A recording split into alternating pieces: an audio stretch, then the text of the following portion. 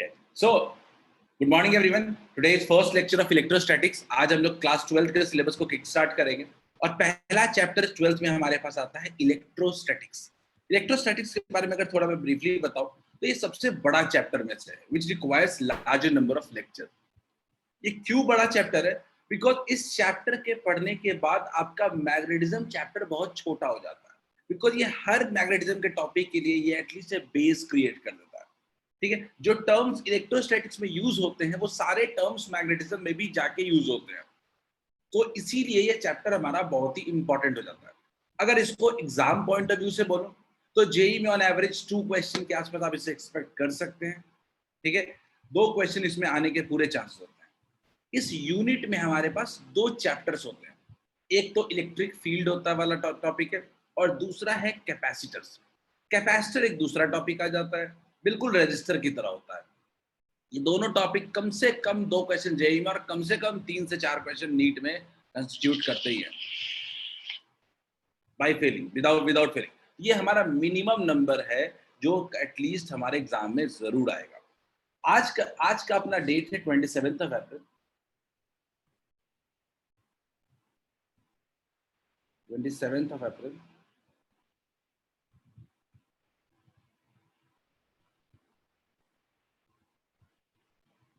ठीक है, और हम लोग इस इलेक्ट्रोस्टैटिक जब पोर्शन को शुरू कर रहे हैं हम लोग, तो ये बेसिकली इलेक्ट्रोस्टैटिक 2 वर्ड से बना है, एक है इलेक्ट्रो और दूसरा है statics.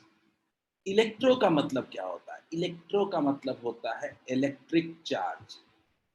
Electric charge, electric charge. और स्टैटिक्स का मतलब होता है at rest. Is it clear to all of you? Electrostatics में सबसे पहला जो वर्ड आता है, इलेक्ट्रो का मतलब इलेक्ट्रिक चार्ज की बात कर रहे हैं और स्टैटिक्स का मतलब एट रेस्ट, यानी चार्जेस एट रेस्ट। अगर इस चैप्टर का सही नाम, सिंपल नाम अगर देखते हैं हम लोग कुछ, तो वो लिखते हैं हम लोग चार्जेस एट रेस्ट। ठीक है, सब लोग उसको स्टार्ट करते हैं, टॉपिक का हेडिंग वेडिंग डाल लें, सब लोग टॉपिक का हेडिंग वगैरह डाल लें और आगे बढ़ते हैं। चलिए, गो अहेड, टॉपिक का हेडिंग वगैरह डाल लें और आगे बढ़ते हैं।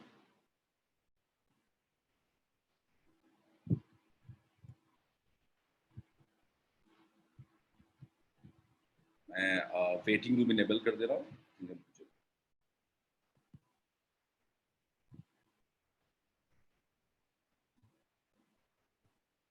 किसी को कुछ भी पूछना हो जस्ट रेज योर हैंड्स। ठीक है, आनंद ने पूछा है सर केमिस्ट्री क्लास इस वीक में क्यों नहीं होगा? Anand, Nirav sir is COVID positive,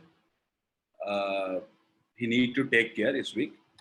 कल के क्लास में भी ही हैड सम इश्यूज। ठीक है, we are just taking care of.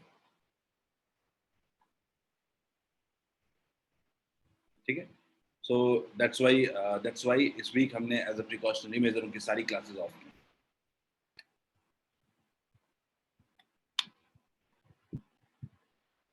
Okay, चलिए लेट्स स्टार्ट विद। तो हमने जब बात किया इलेक्ट्रिक चार्ज एट रेस्ट के बारे में, तो पहले इस इलेक्ट्रिक चार्ज को तो समझे क्या होता है।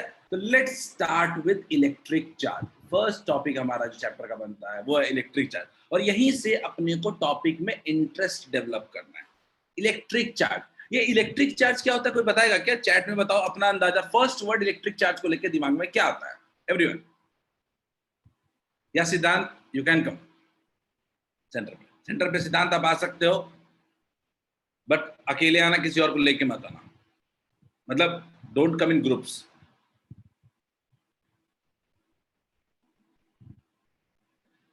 इलेक्ट्रिक चार्ज, आपको इलेक्ट्रिक चार्ज वर्ड सुन के दिमाग में सबसे पहला कौन सा शब्द आता है? देखते हैं, रिप्लाई करते हैं। What do you mean by electric charge? Electric charge का मतलब, आज तक शांत क्यों हो तुम लोग? आवाज कोई रिप्लाई नहीं आ रहा है तुम लोग का। जल्दी, सब अभी सो के उठेंगे 10 बजे, जल्दी। What do you mean by electric charge? और first impression of electric charge क्या होगा? ओके, एक आशीष ने बोला है sir, property of a particle which experience electric field. 70% correct, 70%। इसमें आपके दो शब्द बड़े इंपॉर्टेंट है। आपने लिखा नहीं, आप रविशंकर लिखा हुआ है, कोई दिक्कत नहीं, आप अपना बताओ क्या ऑब्जर्वेशन है। वो तो लिखा हुआ बहुत कुछ होता है। आशीष ने बोला है प्रॉपर्टी ऑफ पार्टिकल, एक बड़ा इंपॉर्टेंट वर्ड यूज किया आशीष ने, property.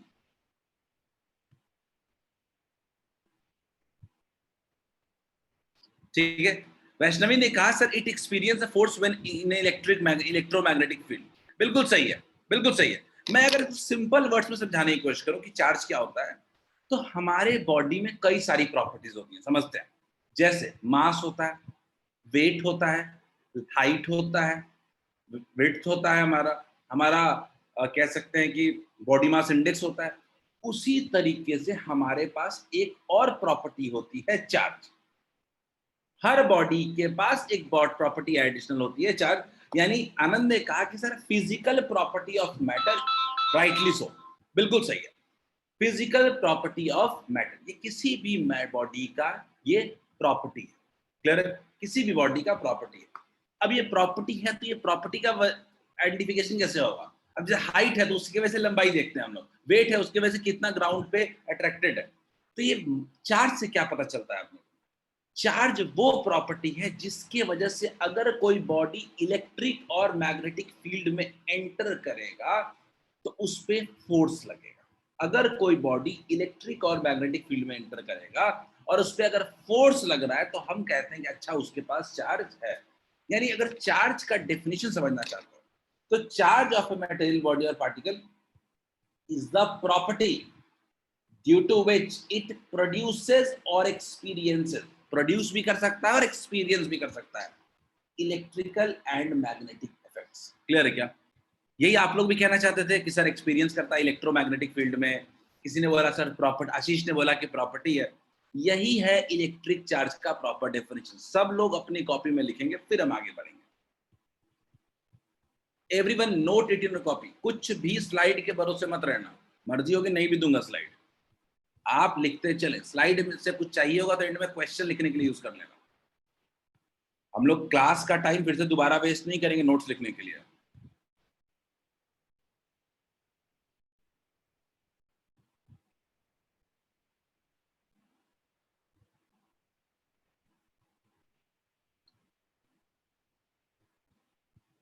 Everyone right it down.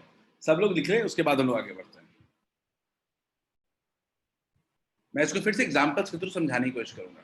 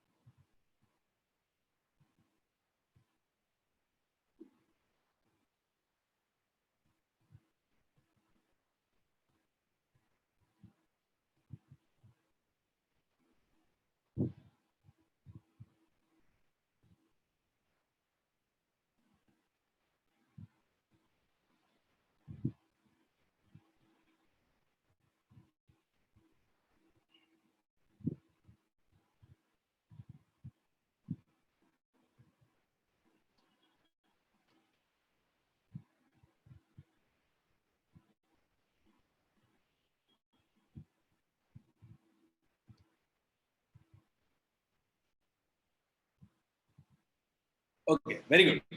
अब electric charge, basically electric charge का यूनिट क्या होता है? इलेक्ट्रिक चार्ज का यूनिट होता है कूलम। इलेक्ट्रिक चार्ज का यूनिट होता है कूलम। इलेक्ट्रिक चार्ज का यूनिट होता है कूलम। ठीक है, वेरी गुड। इलेक्ट्रिक चार्ज का यूनिट होता है कूलम। देखते हैं हम।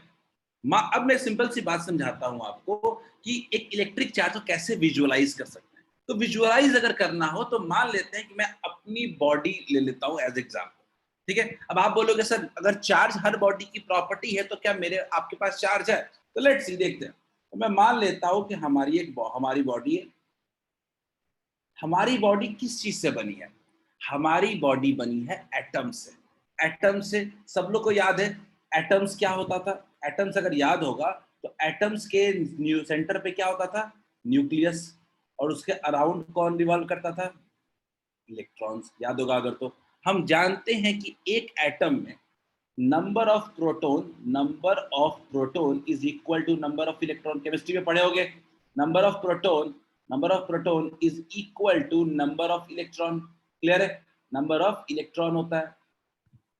तो हम इसी तरह के एटम से बने हुए हैं। तो अगर मैं अपनी बॉडी के बारे में बात करूं तो हमारी बॉडी में प्रोटॉन्स और इलेक्ट्रॉन जैसे दो पार्टिकल्स मौजूद हैं। ठीक है? तो अगर मैं ये कहूं कि इन जनरल केस हमारी बॉडी में जितना नंबर ऑफ प्रोटॉन है उतना ही नंबर ऑफ इलेक्ट्रॉन है, तो गलत नहीं होगा। तो हम कह सकते हैं कि नंबर ऑफ प्रोटॉन अगर नंबर ऑफ इलेक्ट्रॉन के इक्वल है, इसका मतलब कि मेरे बॉडी में जितना पॉजिटिव चार्ज है उतना ही नेगेटिव चार्ज है। और बॉडी क्या है? Neutral in nature. मैं एग्जांपल देता हूं। एक प्रोटॉन का जो चार्ज होता है वो कितना होता है? प्रोटॉन का चार्ज होता है 1.6 इंटू 10⁻⁻19 कूलम। एक इलेक्ट्रॉन का कितना चार्ज होता है? -1.6 इंटू 10⁻⁻19 कूलम। तो अगर अगर जितना नंबर ऑफ प्रोटॉन है उतना ही नंबर ऑफ इलेक्ट्रॉन है, तो हम लोग कह सकते हैं क्या कि टोटल चार्ज होगा बॉडी पे, टोटल चार्ज क्या होगा? Total charge will be equal to zero. Total charge will be equals to zero. Is it clear to all of you? हाँ, किसी ने पूछा है सर ओवरऑल चार्ज। रिया ने कहा कि सर मेरे देखो, मैं कह रहा हूं कि मेरे पास चार्ज पार्टिकल्स है बॉडी के अंदर, लेकिन टोटल चार्ज मेरे अंदर क्या है? जीरो है। क्लियर है? तो ये मैं क्या कह सकता हूं? खुद को मैं कह सकता हूं कि I am a neutral body. Neutral.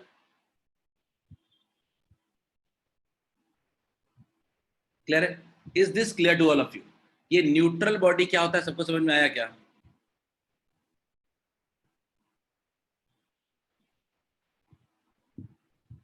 Is this clear?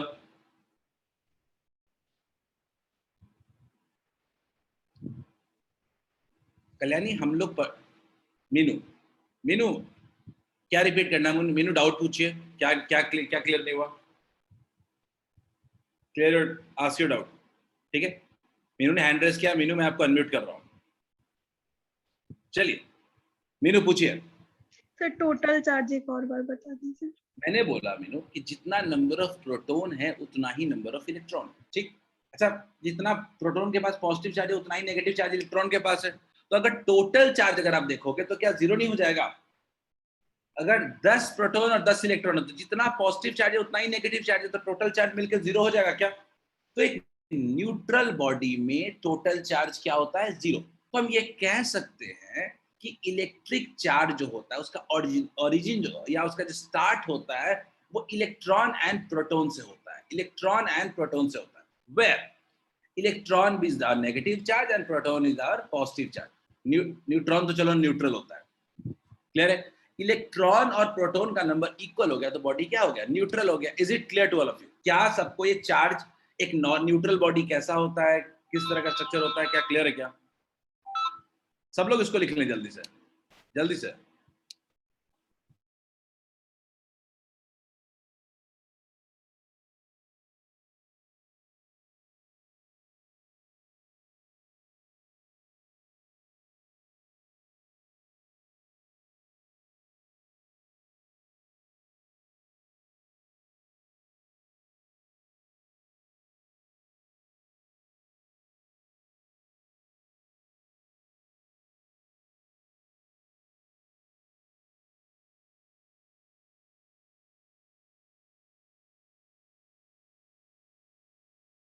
Everyone right it down जल्दी।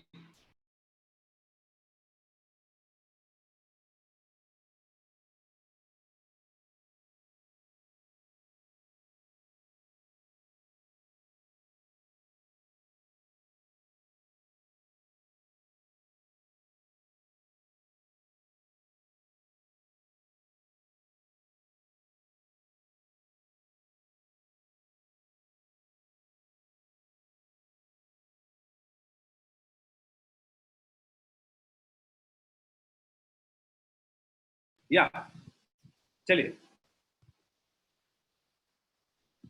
लिख लीजिए, जल्दी से लिखो। If written if done then tell me. Very good, just wait कर लेता हूँ 30 सेकेंड।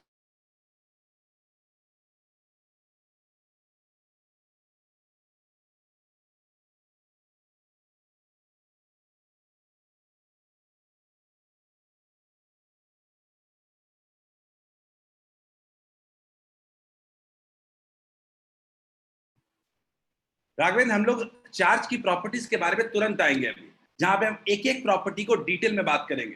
ठीक है, मैं इसीलिए अभी रुका हुआ हूं थोड़ा सा। स्केलर वेक्टर के बारे में भी समझेंगे हम। मैंने बस चार्ज का भी यूनिट बताया है। ठीक है, जल्दी से सब लोग लिख लिया तो बताओ। Done, very good, most of you have written. अब हम लोग आते हैं टाइप्स ऑफ इलेक्ट्रिक चार्ज पे। टॉपिक बाय टॉपिक चलते हैं, समझ में आता रहेगा सब कुछ।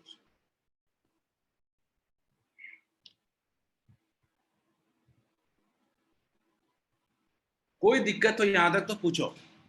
मैंने बोला कि चार्ज हमारे अंदर की प्रॉपर्टी होती है। एक बॉडी बना कैसे है? एटम से बना। एटम्स में प्रोटॉन्स भी होते हैं और इलेक्ट्रॉन्स भी होते हैं। जितना नंबर ऑफ प्रोटॉन्स होगा उतना ही नंबर ऑफ इलेक्ट्रॉन्स होगा, तो टोटल चार्ज क्या हो जाएगा? 0 हो जाएगा। अब मैं कह रहा हूं, अब हम बात करने वाले हैं टाइप्स ऑफ इलेक्ट्रिक चार्ज के बारे में। अब ये टाइप्स ऑफ इलेक्ट्रिक चार्ज क्या है?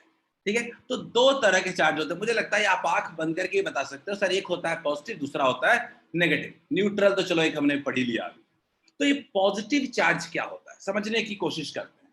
तो अभी हमने बात किया कि एक न्यूट्रल बॉडी में नंबर ऑफ प्रोटॉन्स होता है वो नंबर ऑफ इलेक्ट्रॉन्स के इक्वल होता है। तो देखते हैं, मान लीजिए हमने देखा कि मान लीजिए प्रोटॉन्स का नंबर अगर हमारे पास n है और इलेक्ट्रॉन्स का नंबर भी हमारे पास n है। मान लेते हैं दोनों न्यूट्रल बॉडी है, प्रोटॉन्स और इलेक्ट्रॉन्स का नंबर बिल्कुल क्या है? सेम है। तो मान लीजिए कि अगर हम इसमें से कुछ इलेक्ट्रॉन या एक इलेक्ट्रॉन भी अगर हमने क्या कर दिया? रिमूव कर दिया। मान लीजिए हमने एक इलेक्ट्रॉन रिमूव कर दिया, तो आप बताओ बॉडी में क्या इलेक्ट्रॉन का नंबर कम हो जाएगा क्या? क्या अब इलेक्ट्रॉन में -1 कम हो जाएगा क्या? या मैं कहूं कि अब इलेक्ट्रॉन n से n-1 हो जाएगा क्या? अब बताओ कौन सा चार्ज ज्यादा है? अब बताओ बॉडी में कौन सा चार्ज ज्यादा है? कौन ज्यादा है, प्रोटॉन या इलेक्ट्रॉन? आप बताओ मुझे, प्रोटॉन ज्यादा है या इलेक्ट्रॉन ज्यादा है? अभी वेरी गुड, पूरा क्लास इस बात से एग्री कर रहा है कि सर अब इलेक्ट्रॉन एक कम हो गया है तो प्रोटॉन का एक नंबर ज्यादा हो गया है। वेरी गुड, तो क्या हम कह सकते हैं कि अब टोटल चार्ज जो हो गया है वो पॉजिटिव हो गया है? अब टोटल चार्ज हमारा क्या हो गया? पॉजिटिव हो गया है। क्लियर है क्या? अगर मैं अब कहूं कि मेरे पास टोटल चार्ज निकालने के लिए, अगर मैं बोलूं कि मेरे पास नंबर ऑफ प्रोटॉन जो है मेरे पास n है फाइनली, और नंबर ऑफ इलेक्ट्रॉन जो है वो मेरे पास n-1 है। क्लियर है? n-1 है। तो अगर मैं टोटल चार्ज मेजर करूंगा, अगर मैं टोटल चार्ज मेजर करूंगा तो टोटल चार्ज तो मेरा पॉजिटिव हो जाएगा। टोटल चार्ज जो हो जाएगा, टोटल चार्ज तो मेरा क्या हो जाएगा? पॉजिटिव हो जाएगा। तो यहीं से हम लोग पॉजिटिव चार्ज का डेफिनेशन लेके आते हैं। पॉजिटिव चार्ज किसी बॉडी में तब कहते हैं जब इलेक्ट्रॉन्स की डेफिशिएंसी हो जाए। अगर किसी बॉडी में इलेक्ट्रॉन की डेफिशिएंसी हो जाए उसको हम लोग पॉजिटिव चार्ज कहते हैं। तो क्या एक डेफिनेशन बना सकते हैं क्या? Positive charge can be defined as deficiency of electrons in a body. Is this clear to all of you? क्या सबको पॉजिटिव चार्ज क्लियर है क्या? पॉजिटिव चार्ज किसी बॉडी में अगर कहा जा रहा है मतलब उसमें इलेक्ट्रॉन की डेफिशिएंसी है। मैं आपको केमिस्ट्री की याद दिलाता हूं, याद करो सोडियम एटम, अगर उसमें से एक इलेक्ट्रॉन रिमूव कर देते थे तो सोडियम प्लस आयन बनता था। तो क्या वो भी एक पॉजिटिव चार्ज वैसे नहीं बना था क्या? इलेक्ट्रॉन को रिमूव करके नहीं बना था क्या? याद करो एक एग्जाम्पल इसका, अगर याद हो एक एग्जाम्पल, तो हमने एग्जाम्पल केमिस्ट्री में देखा होगा कि Na सोडियम जो है वो क्या होता था? Na plus electron minus. तो सोडियम से अगर एक इलेक्ट्रॉन बाहर निकाल लेंगे तो क्या बचेगा? Sodium plus Na plus. Clear है क्या? तो कैसा चार्ज हो गया? पॉजिटिव चार्ज हो गया। Is this clear to all of you?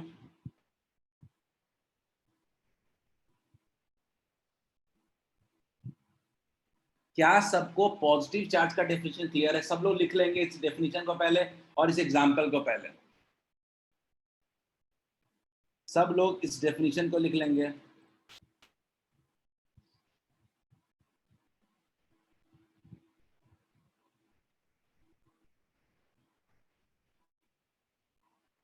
सब लोग जल्दी से इस डेफिनेशन को लिखेंगे।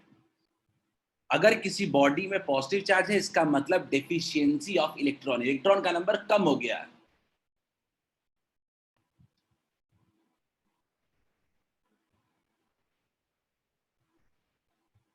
जल्दी साफ साफ लिखते चलो, समझते चलो, डाउट है पूछते चलो। कोई भी चीज ऐसा नहीं हो कि एक रिवीजन में क्लियर नहीं होगा। क्लास खत्म होगा 1 घंटे बाद बैठ करके एक बार रिवाइज करना, पूरा टॉपिक क्लियर। हाँ निधि, जो वो राइट साइड में लिखे हैं वो भी लिख लें क्या? सब लिख लो ना, कोई दिक्कत नहीं है। सब कुछ लिखा हुआ है क्या? ज्यादा कुछ तो लिखा नहीं। Number of proton higher the number of electrons लिखा है। ये तो लॉजिकल है। ये तो आप अपने दिमाग से भी आप लिख सकते हो कि ये लॉजिकल जा रहा है। आयुषी ने पूछा है, आयुषी आपने जो सवाल पूछा है, मैंने बोला कि मान लीजिए एक बॉडी में प्रोटॉन्स और इलेक्ट्रॉन्स हैं। आप प्रोटॉन को तो इफेक्ट कर नहीं सकते, वो न्यूक्लियस के अंदर बंद है। तो आप किसको बाहर निकाल सकते हो? आप इलेक्ट्रॉन को बाहर निकाल सकते हो। तो आपने कुछ इलेक्ट्रॉन को बाहर निकाल दिया। अगर आपने इलेक्ट्रॉन को बाहर निकाला जैसे ही, वैसे ही वो बॉडी में क्या हो गया? इलेक्ट्रॉन की कमी हो गई। पॉजिटिव वाला चाहे प्रोटॉन का नंबर ज्यादा हो गया, इलेक्ट्रॉन का नंबर कम हो गया, तो टोटल चार्ज क्या हो जाएगा? पॉजिटिव हो जाएगा, क्योंकि पॉजिटिव वाला ज्यादा है और नेगेटिव वाला कम है। क्लियर है क्या? अब हम लोग अगले एग्जाम्पल की तरफ बढ़ रहे हैं।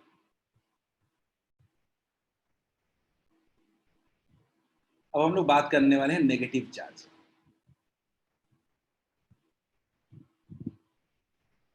अब हमारे पास फिर से एक न्यूट्रल बॉडी है। हम क्या ले लेते हैं? ये न्यूट्रल बॉडी है। न्यूट्रल बॉडी है। न्यूट्रल बॉडी है। मान लीजिए कि इस न्यूट्रल बॉडी में हमने क्या किया? एक इलेक्ट्रॉन को ऐड कर दिया।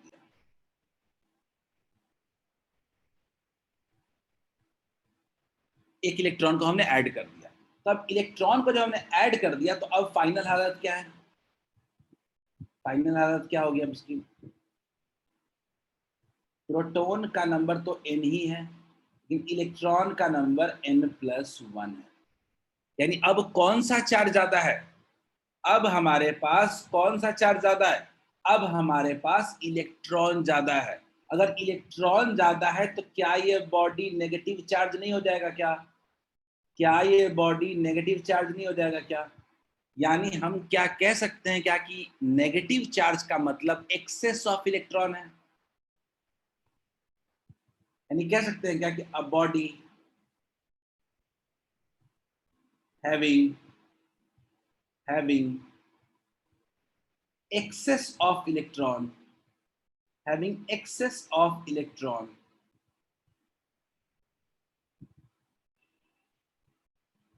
is said to be negatively charged.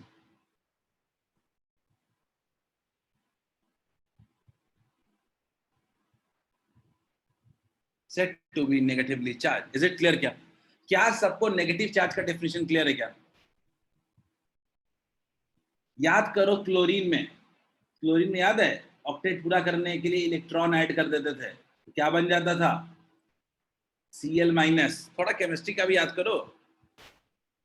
मैं तो एग्जांपल दे रहा हूं केमिस्ट्री का।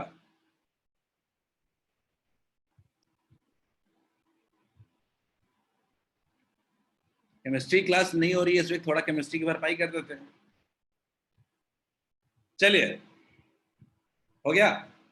इस केस में आप ये भी कह सकते हो, इस केस में आप ये भी कह सकते हो कि number of electron number of electron is greater than number of protons.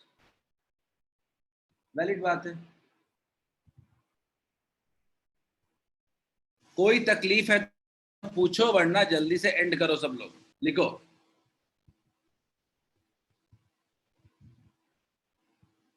कहीं कोई तकलीफ है बताओ। क्या सबको पॉजिटिव और नेगेटिव चार्ज समझ में? आज के बाद चार्ज मतलब प्रॉपर्टी। जनरली बॉडी क्या होता है? न्यूट्रल। अगर इलेक्ट्रॉन ऐड कर देंगे तो नेगेटिव, इलेक्ट्रॉन रिमूव कर देंगे तो पॉजिटिव। इससे ज्यादा दिमाग में कुछ नहीं रखना है आपको, जितना पढ़ाया उसको।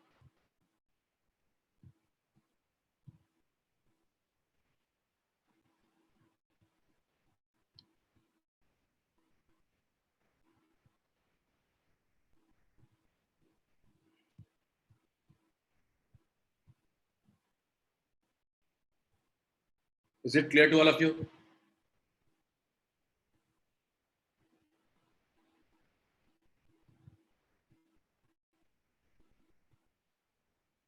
लिख लो जल्दी से, लिख लो तो एटलीस्ट से यस इफ रिटन। गुड, ताकि हम थोड़ा पता चले कि आप लोग लिख लिया तो हम आगे बढ़ेंगे।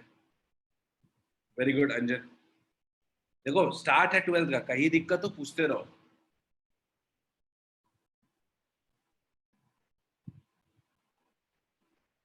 वेरी गुड, आई थिंक सबने लिख लिया है। ठीक है, अब हम अगले टॉपिक की तरफ बढ़ रहे हैं, प्रॉपर्टीज ऑफ चार्ज। चार्ज की प्रॉपर्टी के बारे में बात करें। बहुत सारी प्रॉपर्टीज है, तो हम क्या करेंगे, एक एक प्रॉपर्टी पहले पढ़ेंगे, नाम देखेंगे, एक्सप्लेन करेंगे, आगे बढ़ेंगे। कल्याणी ने पूछा सर हमारे बॉडी में चार्ज होता है? हमारे बॉडी में चार्ज पार्टिकल्स है कल्याणी, लेकिन हमारे पास टोटल चार्ज 0 होता है। क्लियर है कल्याणी? हम न्यूट्रल बॉडी है ना। खैर चलिए, कल्याणी ने पूछा था कि सर क्या हमारे बॉडी में चार्ज होता है? हमने बोला कि मैंने उसी एक्सप्लेनेशन दिया कि हमारे बॉडी में चार्ज पार्टिकल्स होते हैं, लेकिन हमारे पास टोटल चार्ज 0 होता है। ठीक है, चलिए थोड़ा आगे बढ़ते हैं।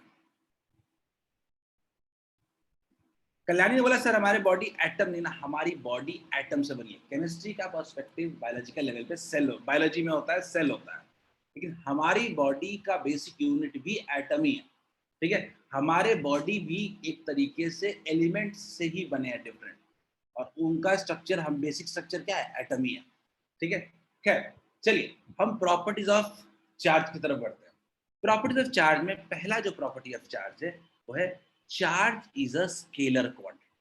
ठीक है, पहला जो राघवेंद्र ने पॉइंट आउट किया कि सर चार्ज कैसी क्वांटिटी है, तो हमने बोला चार्ज इज स्केलर क्वांटिटी। इसके बारे में कई बुक्स में लिखा रहता है कि charge is additive in nature. एक और इसी को नाम देते हैं charge is additive in nature. Charge is additive in nature.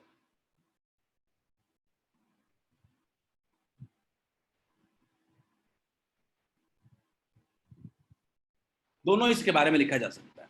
ठीक है, अब मैं कह रहा हूं कि चार्ज स्केलर क्वांटिटी है, आपको समझाने की जरूरत नहीं है। क्या चार्ज के पास कोई डायरेक्शन होता है? क्या टाइप्स होते हैं, पॉजिटिव नेगेटिव हो सकता है कि चार्ज का कोई डायरेक्शन तो होता नहीं है। चार्ज का सिर्फ मैग्नीट्यूड होता है, +2 coulomb, 3 coulomb, 4 coulomb, 5 coulomb, magnitude है, डायरेक्शन उसका कोई भी नहीं है। तो चार्ज बेसिकली स्केलर क्वांटिटी। लेकिन ये पता कैसे चलता है ये स्केलर क्वांटिटी?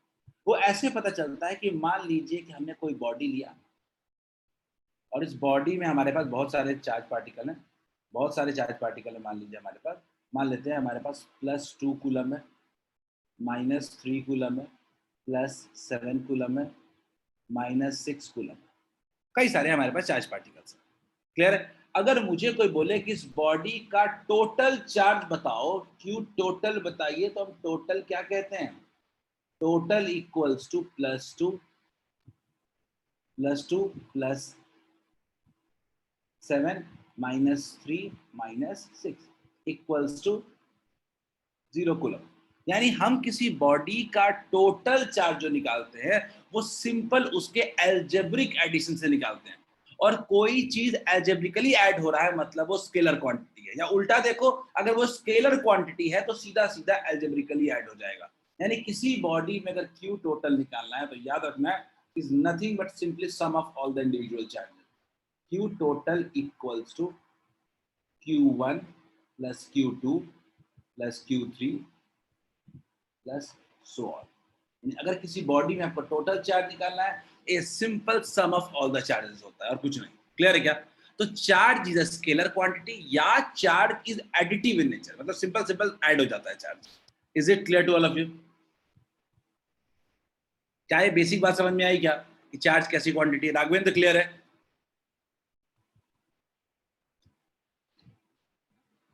ये है मेरा पहला प्रॉपर्टी। तो हर प्रॉपर्टी को एक्सप्लेन करते चलेंगे हम लोग।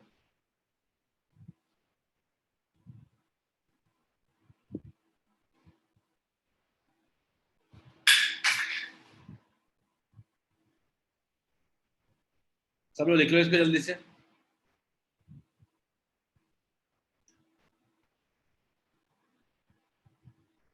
सब लोग इसको लिखें जल्दी से।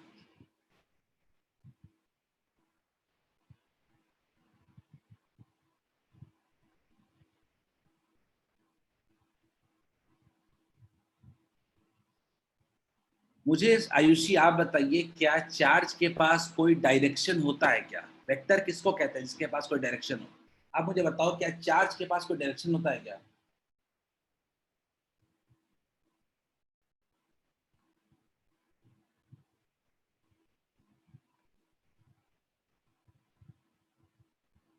कैसे वेक्टर होगा? अगली प्रॉपर्टी की तरफ देखते हैं।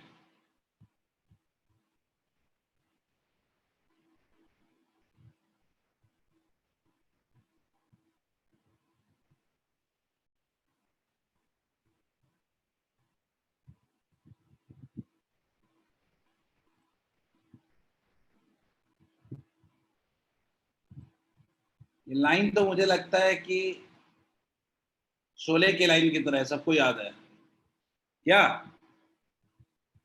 रिया सब्ट्रैक्ट क्यों नहीं होगा? माइनस होगा, सब्ट्रैक्ट होगा। रिया, आकाश ने बोला सर क्या ऐसा कभी होता है हमारा बॉडी न्यूट्रल शो नहीं करता? क्यों नहीं हो सकता आकाश? हो सकता है हमारी बॉडी, अगर कोई इलेक्ट्रॉन बाहर निकल जाए तो। ठीक है, खैर चलिए हम जो बात करते हैं अपने अगले प्रॉपर्टी की तरफ। ठीक है, याद रिया एक बात को याद रखें, एडिटिव का मतलब सिर्फ एडिशन नहीं होता है। एडिटिव का मतलब होता है सब्ट्रैक्शन एडिशन दोनों। ठीक है, सब्ट्रैक्शन एक टाइप का एडिशन ही है, नेगेटिव नंबर का एडिशन। क्लियर है? ये क्लियर रखना है। चलिए, चार्ज इज कंजर्व, अगला प्रॉपर्टी हमारा क्या है? Charge is conserve. मुझे लगता है ये लाइन तो सबने सुना है, charge can neither be created nor be destroyed but transferred from one body to another. ये एनर्जी वाला लाइन है। तो चार्ज के साथ भी वही है, ये क्रिएट नहीं हो सकता, डिस्ट्रॉय नहीं हो सकता, ये हमेशा एक बॉडी से दूसरे बॉडी में ट्रांसफर हो सकता है।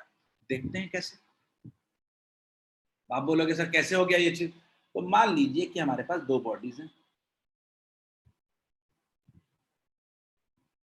और हमारे पास दो बॉडी हैं और दोनों के पास, दोनों क्या है हमारे पास? एक तरीके से न्यूट्रल है। पहले हमारे पास दोनों क्या है? न्यूट्रल है। ये भी क्या था? न्यूट्रल है। हमने क्या देखा कि हम एक में से एक इलेक्ट्रॉन उठा करके दूसरे बॉडी में ट्रांसफर कर दिए। ये ए है और ये क्या है? बी है। हमने क्या किया? एक इलेक्ट्रॉन ट्रांसफर कर दिया। हमने एक बॉडी से दूसरे बॉडी में एक इलेक्ट्रॉन ट्रांसफर कर दिया। तो जिसमें इलेक्ट्रॉन की कमी हुई, जिसमें कमी हुई वो क्या हो गया? वो हो गया पॉजिटिव चार्ज। और जिसमें इलेक्ट्रॉन ऐड हुआ वो क्या हो गया? Negative charge. अगर दोनों के चार्ज को जोड़ेंगे तो टोटल चार्ज अभी भी क्या है? टोटल चार्ज अभी भी क्या है? जीरो है क्या? अगर मैं बात करूं इनिशियली, चलो न्यूट्रल जब दोनों था तो टोटल चार्ज क्या था? जीरो। लेकिन अब फाइनली भी टोटल अगर जोड़ेंगे तो क्या टोटल चार्ज क्या रहेगा? जीरो। क्लियर है क्या? अब चार्ज कितना होगा वो हमारे अगले अगले प्रॉपर्टी में आ जाएगा। लेकिन क्या हम कह सकते हैं कि इक्वल ऑपोजिट पॉजिटिव और नेगेटिव हो जाएगा? तो टोटल चार्ज क्या हो जाएगा? जीरो। तो हम कह सकते हैं कि इस बार में ना क्रिएट हुआ ना डिस्ट्रॉय हुआ। क्लियर है? ये सिर्फ एक बॉडी से दूसरे बॉडी में ट्रांसफर हो सकता है। टोटल चार्ज पहले जीरो था और अभी भी जीरो है। तो इसीलिए कहते हैं कि चार्ज हमेशा कंजर्व्ड रहता है। चार्ज हमेशा कंजर्व्ड रहता है। मैं आपको एक सिंपल केमिस्ट्री का एग्जांपल के साथ समझाना चाहता हूँ। सोडियम Na, ये रिएक्टेंट है, प्रोडक्ट क्या बनता है? Na plus plus Cl minus. मुझे कोई समझाए कि इनिशियली टोटल चार्ज कितना था इसके पास? 0, लेकिन इसके पास फाइनली भी टोटल चार्ज कितना है? 0। Is it clear? क्या जो इनिशियल चार्ज है क्या वही फाइनल चार्ज है क्या? एक और बड़ा एग्जांपल लेता हूं, एक बड़ा एग्जांपल लेता हूं, ठीक है, आगे बढ़ते हैं। सॉरी, जस्ट अच्छा, NaCl, मैं वैसे एक्चुअली इलेक्ट्रॉन माइनस लेना चाहता था, चलो NaCl ले लिया, ठीक है, NaCl ले लिया, सही बात है। चलो एक और एग्जांपल लेता हूं जो थोड़ा सा बड़ा एग्जांपल है, देखते हैं।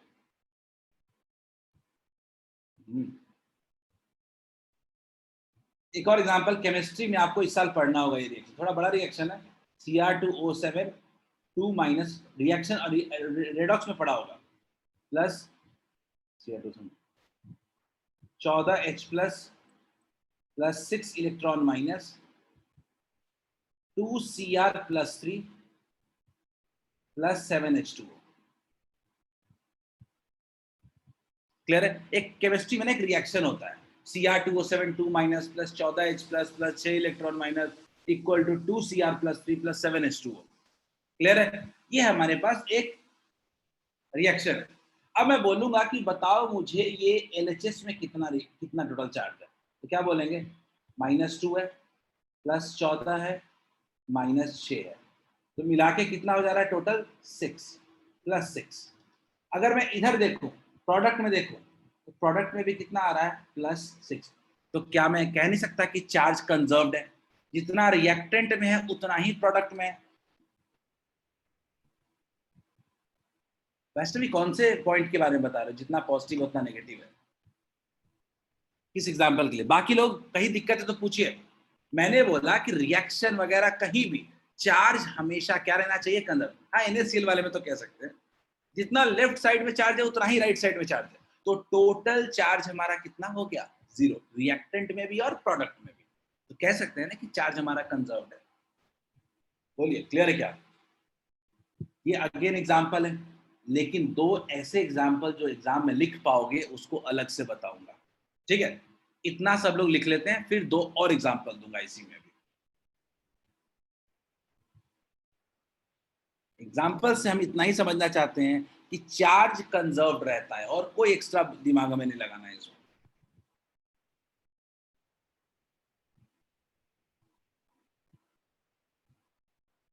चार्ज स्केलर क्वांटिटी है, चार्ज कंजर्व्ड होता है, ये हमारी दो प्रॉपर्टी।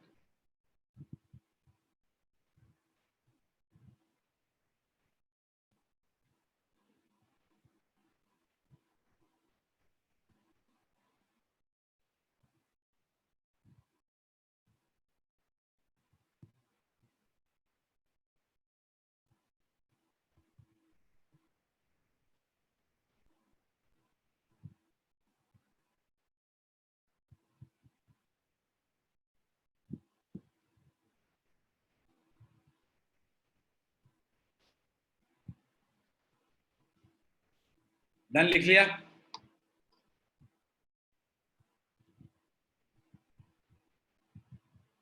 लिखते चले सब लोग। दो एग्जाम्पल और दूंगा, वो दोनों एग्जाम्पल भी नॉर्मल कंजर्वेशन ऑफ चार्ज पे है। एक होता है एनहिलेशन थ्योरी, एनहिलेशन थ्योरी।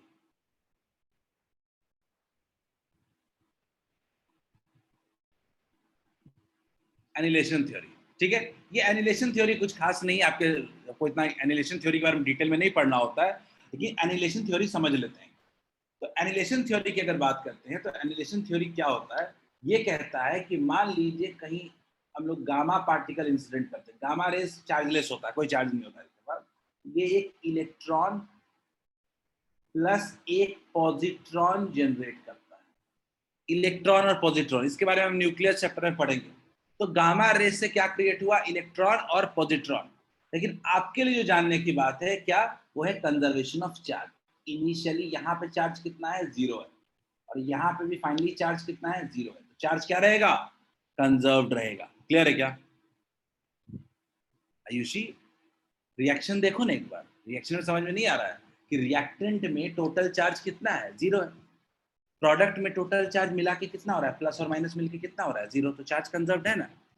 अगला देखते हैं, अगला देखते हैं, pair production theory. Pair production theory, sorry, just give me time. आप लोग लिख रहे हो, एक सेकंड। ये है हमारा pair production theory. Pair production theory NCERT में यूज किया गया नाम, इसलिए लिखवा रहा हूँ, production theory, pair production theory.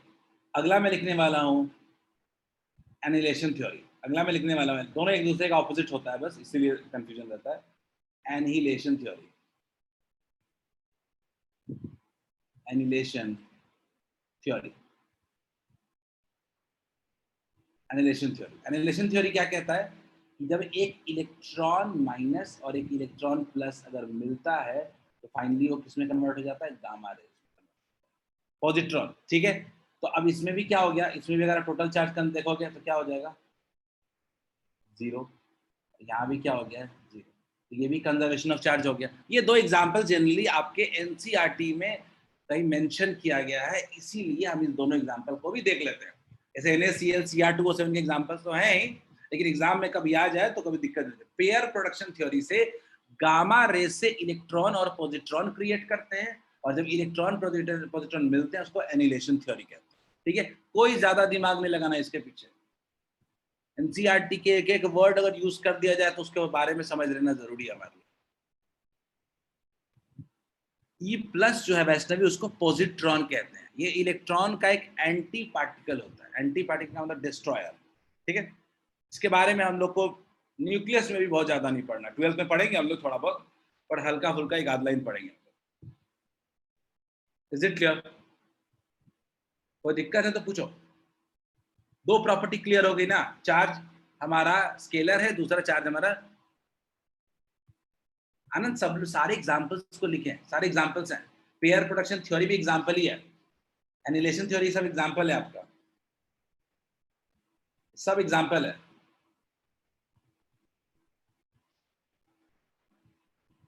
ओजस्वी, मैंने बोला सिंपल कि गामा रेज से एक रिएक्शन है, सीधा सीधा, पहले एक्सप्लेनेशन नहीं करूंगा इसका।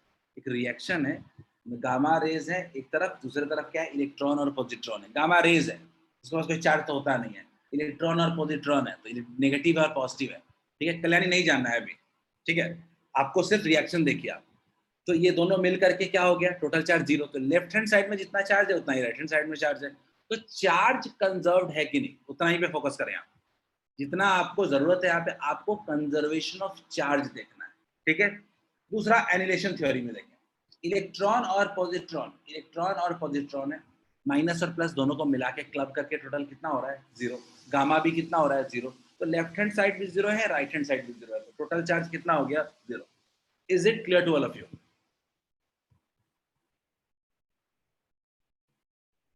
ठीक है, सब लोग लिख लो जल्दी से, ताकि हम अपने तीसरे प्रॉपर्टी पे जाएंगे, जो सबसे इंपॉर्टेंट प्रॉपर्टी है। Charge is quantized in nature, ये सबसे इंपॉर्टेंट प्रॉपर्टी है। ठीक है, एक एक बेसिक हमें चार्ज का आइडिया देता है, कितना डेवलप होता है, अभी तक कैसे डेवलप होता है वो हमने पढ़ा। अभी तक हमने पढ़ा कि चलो ये पॉजिटिव हो जाएगा या नेगेटिव हो जाएगा, तो हमने कैसे होता है ये डेवलप पढ़ा। हमने कितना होता है इसके बारे में तो कोई बात नहीं किया। रिटर्न तो बता दो, मैं आगे बढ़ूंगा।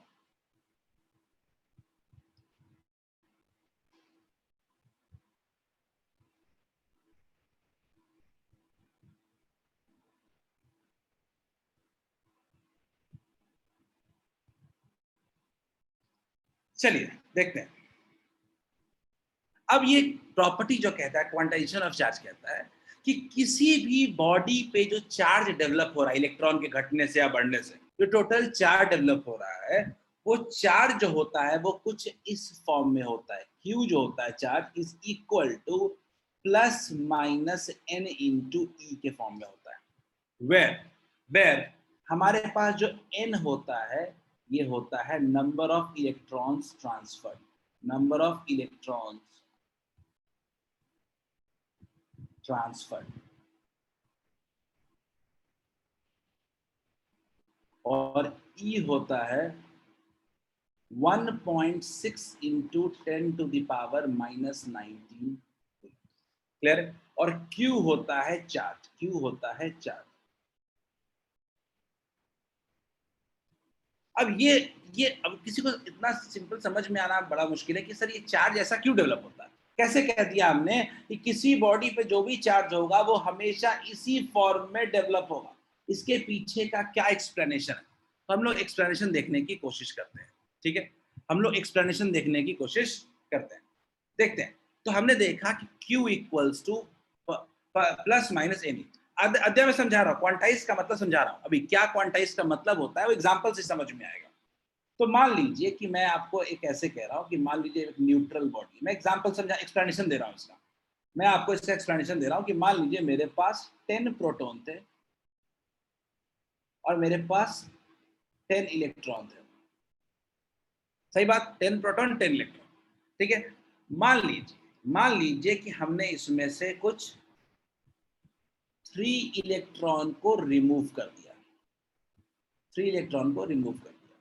ठीक है, ये प्रोसेस है, चार्ज डेवलप होता है, आपको भी पता है ऐसे चार्ज डेवलप होता है। क्लियर है? तो हमने इसी तरीके से क्या किया, चार्ज डेवलप करने की कोशिश की। हमने क्या किया कि एक 3 इलेक्ट्रॉन को रिमूव कर दिया। अब हमने 3 इलेक्ट्रॉन को जब रिमूव किया तो क्या हालत बनी होगी? ठीक है, तो सिंपल सी बात है, आप कहोगे कि सर 10 प्रोटॉन बचा है, 10 प्रोटॉन बचा है और 7 इलेक्ट्रॉन बचा है। सही बात है। अब देखते हैं टोटल चार्ज कितना हो रहा है। अब देखने की कोशिश करते हैं टोटल चार्ज कितना हो रहा है। तो अगर हम देखें तो 10 प्रोटॉन का मतलब कितना हो जाएगा, एक प्रोटॉन में चार्ज होता है 10 into 1.6 into 10 to the power minus 90 coulomb. और 7 इलेक्ट्रॉन में कितना हो जाएगा, माइनस हो जाएगा बस, minus 7 into 1.6 into 10 to the power minus 19 coulomb. Clear है? तो क्या हम लोग ये कह सकते हैं कि टोटल चार्ज अगर देखेंगे, टोटल चार्ज देखेंगे तो 10 माइनस 7 कितना हो जाएगा, 3 into 1.6 into 10 to the power minus 19 coulomb है क्या? तो क्या इसको हम लोग लिख सकते हैं क्या, 3 1.6 into 10 to the power minus 19 को लिख सकते हैं क्या, ई हम लोग रिप्रेजेंट करते हैं 1.6 into 10 to the power minus 19 coulomb के लिए। तो क्या हम लोग लिख सकते हैं total charge will be equals to 3e? बोलिए। तो ये क्या हमारे उस क्वांटाइजेशन के फॉर्मूले को जस्टिफाई करता है क्या? पहले अभी भी क्वांटाइज वर्ड समझाया नहीं हो, क्या उस फॉर्मूले को जस्टिफाई करता है क्या कि किसी बॉडी पे टोटल चार्ज जो होता है is equal to n into e, plus minus depend करेगा कि इलेक्ट्रॉन रिमूव किया है कि ऐड किया है। तो इसलिए हम प्लस माइनस के लिए ऑप्शन ओपन रखते हैं। Is this clear to all of you? क्या सबको ये बात समझ में आई कि अगर किसी बॉडी पे चार्ज निकालना है तो दो चीजें चाहिए आपको, एक ऐड हुआ या रिमूव हुआ है, दूसरा कितना इलेक्ट्रॉन ऐड हुआ है या रिमूव हुआ है। क्या ये क्लियर है क्या? Is this clear to all of you?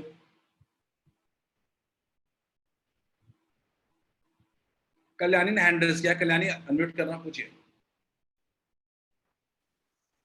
Sir बोल रहे थे जो 3e रिमूव्ड लिखे हैं वहाँ पे 3 इलेक्ट्रॉन रिमूव, वहाँ पे माइनस, सर वहाँ पे कंफ्यूज कर रहे हैं ना, तो वहाँ पे -3 लिख सकते हैं। मैं आपको क्या कह रहा हूँ, मैं कह रहा हूँ 3 इलेक्ट्रॉन रिमूव किया, स्टेटमेंट है सीधा सीधा। सर मतलब कि स्टेटमेंट जो था उसका जो कंक्लूजन आया वो 3 हो, तो थोड़ा कंफ्यूज कर रहा था। मैं आपको कह रहा क्या कंफ्यूजन थी, मैंने कहा 3 इलेक्ट्रॉन रिमूव किया है। चलिए, अब मैंने बोला हालत क्या होगा, तो इसके पास फाइनल हालत क्या है, 10 प्रोटॉन और 7 इलेक्ट्रॉन का। अगर 10 प्रोटॉन है तो कितना चार्ज होगा इस पे, 10 into 1.6 into 10 to the power minus 19। 7 electron है तो माइनस हो जाएगा, टोटल चार्ज 10 माइनस 7 कितना हो गया, +3 into 1.6 into 10 to the power minus 19। अब सिंबल के तौर पे 1.6 into 10 to the power minus 19 को हमने क्या ले लिया है, हमने ले लिया है ई, ताकि कैलकुलेशन थोड़ा इजी हो। निधि ने पूछा सर नोट में जो लिखा उसको लिखना है क्या? नहीं निधि, नोट वाले को छोड़ दीजिए, निधि नोट वाले को मत लिखिए।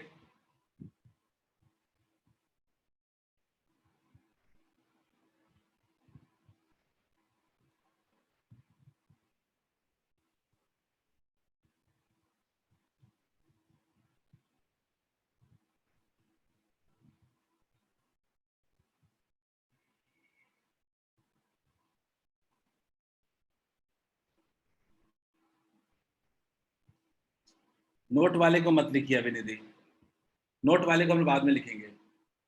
तो क्या ये क्लियर है कि आपके पास किसी बॉडी पे, पहला जो मैंने बताने की कोशिश की, कि किसी बॉडी पे जो चार्ज डेवलप हो रहा है वो प्लस माइनस एन, एन बोले तो कितना इलेक्ट्रॉन का ट्रांसफर हुआ है, और ई मतलब एक इलेक्ट्रॉन का चार्ज। क्लियर है? अभी भी लेकिन एक बात समझ लेना कि ये एन कैसा होगा। तो क्या आप मुझे बताओ, क्या इलेक्ट्रॉन कभी 2.5 इलेक्ट्रॉन ट्रांसफर हो सकता है क्या? सब लोग बताओ, क्या आप 2.5 इलेक्ट्रॉन ट्रांसफर कर सकते हो क्या? 3.5 इलेक्ट्रॉन ट्रांसफर कर सकते हो क्या? 4.5 इलेक्ट्रॉन ट्रांसफर कर सकते हो क्या? नहीं। क्या दिक्कत क्या है?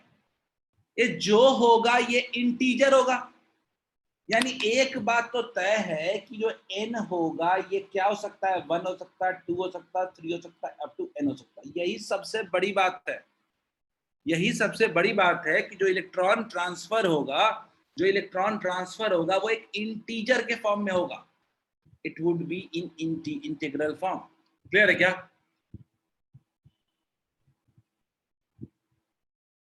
तो जो इलेक्ट्रॉन ट्रांसफर होंगे वो क्या होगा, वो इंटीजर होगा। क्लियर है? n की वैल्यू क्या होगी, 1 2 3 अप टू n तक होगा। क्लियर है? तो इसीलिए चार्ज जो कहते हैं कि क्वांटाइज्ड है, यानी एक फिक्स्ड पैटर्न में चार्ज होगा। ये एक multiple of charge on 1 electron होगा।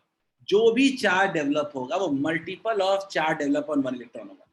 किसी बॉडी में आज से कोई बोले कि सर 10 इलेक्ट्रॉन ट्रांसफर हो गया, तो क्या बोलेंगे, 10e। चार्ज कितना डेवलप हुआ, 10e। अगर इलेक्ट्रॉन रिमूव किया है तो प्लस, इलेक्ट्रॉन ऐड किया है तो माइनस। इसीलिए चार्ज कितना डेवलप होगा वो हमको इसी फॉर्मूले से पता चलेगा। क्या सबको ये क्वांटाइजेशन क्लियर है क्या? अब यहीं पे आप लोगों के लिए एक होमवर्क भी दे रहा हूं, नोट वाला क्वेश्चन सब लोग लिखेंगे और सब लोग अगले दिन इसका आंसर ढूंढ के लाएंगे, अगले दिन हम इस पे बात करेंगे। Why quantization of charge is ignored at macroscopic level? Micro नहीं, मैक्रोस्कोपिक लेवल, मैक्रोस्कोपिक लेवल।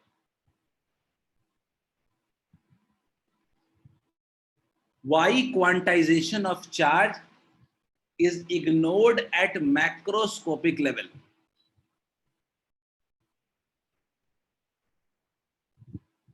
ठीक है, why quantisation of charge is ignored at macroscopic level, ये हमारा एक सवाल है। ठीक है, ये मेरा हमारा एक क्वेश्चन है और इस क्वेश्चन का आंसर आप लोग ढूंढेंगे, अगले दिन इस पर डिस्कशन करेंगे। सीबीएसई का पूछा गया सबसे ज्यादा पूछा गया क्वेश्चन है। ठीक है, इसमें एनसीईआरटी में भी आप पढ़ोगे तो आपको क्लियर होगा, तो मैं आपको एनसीईआरटी पढ़ने के लिए बोलूंगा। तो अगर इसको लेके कुछ चाहिए क्लियरिटी तो स्टिल मैं अगले दिन इसका आंसर लिखवा दूंगा। ठीक है, चलिए आगे बढ़ते हैं। आई जस्ट होप कि आपको क्वांटाइजेशन ऑफ चार्ज समझ में आ गया होगा। ठीक है, किसी ने हैंड रेस किया है, राघवेंद्र, अनम्यूट, पूछो। सर आप कहें कि n का वैल्यू सिर्फ इंटीजर हो सकता है। सर तो पार्शियल चार्ज क्या होता है फिर? पार्शियल चार्ज, क्वार्क, बोसोन, ये सब जितने चीजें हम पढ़ रहे हैं, पहले तो ये फुल्ली रिसर्च और डिस्कवर्ड नहीं है। हम लोग ये मान के चलेंगे 12th में पढ़ते वक्त कि सबसे स्मॉलेस्ट यूनिट जो होता है वो इलेक्ट्रॉन होता है। ठीक है राघवेंद्र, हम इलेक्ट्रॉन के बारे में भी जो रिसर्च हुए हैं वो ये कहते हैं कि इलेक्ट्रॉन भी कुछ पार्टिकल से बने हैं, जो क्वार्क्स कहते हैं। क्वार्क भी कुछ सब पार्टिकल से बने हैं जिसको बोसोन्स कहते हैं। बट इन दोनों के बारे में रिसर्च ऑन यूज अभी रिसर्च में है, दोनों अभी फाइनलाइज नहीं।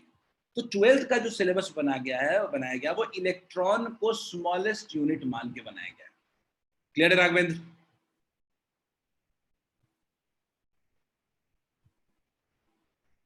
रिया, पूरे क्लास बताने के बाद आप एंड में मेरे से पूछ रहे हो कि क्वांटाइजेशन ऑफ चार्ज क्या होता है। ठीक है, चलिए ध्यान दो थोड़ा क्लास में। ठीक है, क्वांटाइजेशन ऑफ चार्ज की बात करते हैं। क्वांटाइजेशन ऑफ चार्ज के बारे में मैंने बोला, सिंपल वर्ड्स में समझा रहा हूं कि किसी बॉडी पे जो चार्ज डेवलप होगा वो multiple of charge on 1 electron होगा। राघवेंद्र रुक जाओ थोड़ा, बता रहा हूं। ठीक है, चार्ज ऑन 1 इलेक्ट्रॉन के मल्टीपल में होगा, क्योंकि चार्ज किसी बॉडी पे डेवलप क्यों होता है? किसी बॉडी पे चार्ज डेवलप होता है क्योंकि इलेक्ट्रॉन का ट्रांसफर होता है। अच्छा, इलेक्ट्रॉन का ट्रांसफर होता है तो मैं अगर किसी बॉडी पे अगर 10 इलेक्ट्रॉन ट्रांसफर हो रहा है तो उस पर चार्ज कितना होगा, 10 इंटू चार्ज ऑन 1 इलेक्ट्रॉन।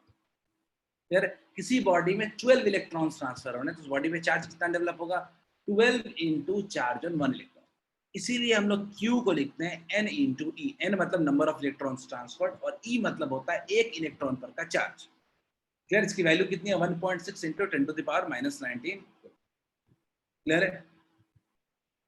ठीक है, ये है मेरा क्वांटाइजेशन ऑफ चार्ज। अब आगे आते हैं। अब हम आई थिंक एक राघवेंद्र ने पूछा सर इलेक्ट्रॉन तो क्लाउड है ना, तो फिर कैसे? इलेक्ट्रॉन को क्लाउड भी हम नहीं अज्यूम करते। Electron is just a smallest unit element of a part of a body. Smallest unit element atom को लेते हैं और एटम बना है प्रोटॉन्स, इलेक्ट्रॉन्स और न्यूट्रॉन्स। ठीक है, जो भी चीजें हम लोग इलेक्ट्रॉन को लेके फर्दर स्टडीज किए गए, जैसे इलेक्ट्रॉन्स के सब पार्टिकल्स क्या है, इलेक्ट्रॉन किन चीजों से बना है, इसका अभी तक कोई एक्सपेरिमेंटल प्रूफ नहीं है। काफी हद तक ये थियोरेटिकल प्रूफ्स हैं। क्वार्क थ्योरी थोड़ा एक्सपेरिमेंटल है, बट बहुत सी चीजें एक्सपेरिमेंटल नहीं है, तो अगर उसके बारे में पढ़ पाना बहुत मुश्किल है। ठीक है, चलिए आगे बढ़ते हैं। हमारा अगला प्रॉपर्टी ऑफ चार्ज, चार्ज की हमारी अगली property, like charges repel and unlike charges attract. ठीक है, हमारा अगला प्रॉपर्टी है, ये मुझे लगता है कि सबको क्लियर होगा। सबको क्लियर है, ये बेसिक प्रॉपर्टी में से आता है कि आप जानते हो कि अगर दो पॉजिटिव चार्ज को अगर लेके एक साथ रखेंगे तो ये दोनों क्या करेंगे? ये दोनों रिपेल करेंगे। मान लेते हैं कि एक पॉजिटिव नेगेटिव ले लिया और दोनों नेगेटिव ले लिया। देखते हैं, अगर दो पॉजिटिव चार्ज को देखेंगे तो ये तो क्या हो जाएगा? रिपेल करेगा दोनों। पॉजिटिव और नेगेटिव रहेगा तो एक दूसरे को क्या करेगा? अट्रैक्ट करेगा। और दो नेगेटिव भी क्या करेगा? रिपेल करेगा। मुझे लगता है इसको समझाने की जरूरत नहीं है, ये आप पढ़ते आए बचपन से। Sir like charges repel, unlike charges attract. Clear है क्या? हाँ राघवेंद्र बोलिए। राघवेंद्र अनम्यूट किया था, डाउट है? सर जब पॉजिटिव रहेगा तब तो प्रोटॉन तो पॉसिबल ही नहीं है। फिर से एक बार बताइए। न्यूक्लियस तो पॉसिबल ही नहीं है ना। हाँ ठीक, बढ़िया सवाल। इनका जो सवाल है राघवेंद्र का, मैं बता देता हूँ। ऐसा नहीं, सिलेबस का पार्ट है, आपने जो पूछा है कि सर अगर ऐसा है कि पॉजिटिव पॉजिटिव रिपेल कर रहा है तो न्यूक्लियस के अंदर कैसे पॉजिटिव चार्जेस रह जाते हैं? तो न्यूक्लियस के अंदर दो प्रोटॉन्स के बीच में सिर्फ इलेक्ट्रोस्टैटिक फोर्स नहीं लग रहा होता है, दो प्रोटॉन के बीच न्यूक्लियर फोर्स लग रहा होता है, जो almost 10 to the power 15 times electrostatic force होता है। इलेक्ट्रोस्टैटिक फोर्स से कई गुना स्ट्रांग होता है। तो न्यूक्लियस के अंदर याद रखिएगा कि दो पॉजिटिव चार्ज भले ही रिपेल कर रहे होते हैं, लेकिन उनके बीच मच स्ट्रॉन्गर न्यूक्लियर फोर्स लग रहा होता है, जो उनको एक दूसरे की तरफ अट्रैक्ट करता है और वो चार्ज पे डिपेंड नहीं करता है। इसीलिए न्यूक्लियस के अंदर वो एक मच स्ट्रॉन्गर फोर्सेस से बाउंडेड है as compare to electric force. Raghavendra clear है? होपफुली क्लियर आपका डाउट। कल्याणी पूछिए। सर ये तो मतलब जो न्यूक्लियस वाला आप लॉजिक बताया, नीलम सर बताए थे कि न्यूट्रॉन जो रहता है ना वो बाइंड करके रखता है प्रोटॉन को। मैं नीलम सर क्या बताया है उनसे पूछिए आप, ठीक है? मैं जो बता रहा हूँ वो सुनिए। न्यूक्लियस सर के यही अंदर समझ में नहीं आया आप जो मैं बताए बता ना। रहा हूँ, सुन लीजिए मैं बता रहा हूँ, ठीक है? न्यूक्लियर, अब नीलम सर किस कॉन्टेक्स्ट में बता रहे होंगे मुझे नहीं पता ना, मैं आपको सिंपल आप फिजिक्स से कॉन्टेक्स्ट में न्यूक्लियस के अंदर क्या होता है वो समझा देता हूँ, ठीक है? ज्यादा क्लियर किया। फिजिक्स न्यूक्लियस के अंदर क्या होता है समझ लो एक बार, ठीक है? हमें ऐसा नहीं है सिलेबस के बाहर है, सिलेबस में पार्ट है, पढ़ना है हमको ये चीज। तो फिर मैं सिलेबस के बाहर नहीं बता रहा हूँ, न्यूक्लियर चैप्टर बताऊंगा अभी इसका। न्यूक्लियस के अंदर दो तरह के पार्टिकल्स होते हैं, प्रोटॉन, न्यूट्रॉन, दो तरह के पार्टिकल्स हैं। अब प्रोटॉन और न्यूट्रॉन के होते हुए तीन तरह का इंटरेक्शन पॉसिबल है, प्रोटॉन प्रोटॉन, प्रोटॉन न्यूट्रॉन और न्यूट्रॉन न्यूट्रॉन। ठीक, तीन तरह का इंटरेक्शन पॉसिबल है।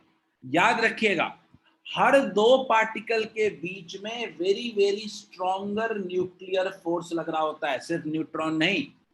प्रोटॉन प्रोटॉन के बीच स्ट्रॉन्गर न्यूक्लियर फोर्स लग रहा होता है, प्रोटॉन न्यूट्रॉन के बीच न्यूक्लियर फोर्स लग रहा होता है, न्यूट्रॉन न्यूट्रॉन के बीच स्ट्रॉन्गर न्यूक्लियर फोर्स कर रहा होता है। और nuclear force is the strongest force. जो न्यूक्लियर फोर्स होता है वो स्ट्रॉन्गेस्ट फोर्स होता है। क्लियर है? तो ये सब एक दूसरे से बाउंडेड होते हैं, हर दो पार्टिकल एक दूसरे से अट्रैक्टेड होता है और इसी की वजह से बाउंडेड होता है। लेकिन न्यूक्लियर फोर्स का ना एक इशू है, प्रॉब्लम है न्यूक्लियर फोर्स में। वो क्या होता है? न्यूक्लियर फोर्स न्यूक्लियस में है इसलिए उसमें नहीं लगता है। न्यूक्लियर फोर्स की खासियत है कि दो प्रोटॉन, दो चार्ज, दो बॉडीज के बीच में जो डिस्टेंस होना चाहिए वो ऑलमोस्ट 10⁻⁻15 मीटर के टर्म में होना चाहिए, तभी न्यूक्लियर फोर्स लगेगा। न्यूक्लियर फोर्स एक्टिव तभी होता है जब दो पार्टिकल्स के बीच का डिस्टेंस बहुत ही कम हो, इसीलिए इसको शॉर्ट रेंज फोर्स कहते हैं, शॉर्ट रेंज फोर्स। क्लियर है? ये न्यूक्लियर फोर्स हमारे इलेक्ट्रिक रिपल्शन से बहुत स्ट्रांग होता है, ठीक है, इसीलिए ये सारे न्यूक्लियस के अंदर जो पार्टिकल्स होते हैं उनको बाउंडेड होता है, करेक्ट होता है। न्यूक्लियस के अंदर जो पार्टिकल होते हैं उनको हम लोग न्यूक्लियॉन्स कहते हैं, सारे पार्टिकल को, प्रोटॉन्स और न्यूट्रॉन्स मिला करके। तो ये सारे अंदर के न्यूक्लियॉन्स को बाउंडेड रखता है, मतलब न्यूट्रॉन प्रोटॉन जो भी न्यूक्लियस के अंदर है उसको न्यूक्लियॉन्स कहते हैं।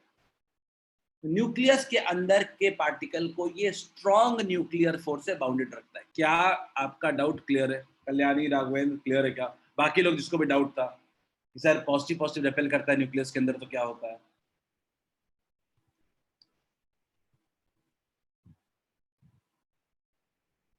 चलिए, वेरी गुड, आगे बढ़ते हैं। सिद्धार्थ क्लियर है? समझ में आ रहा है?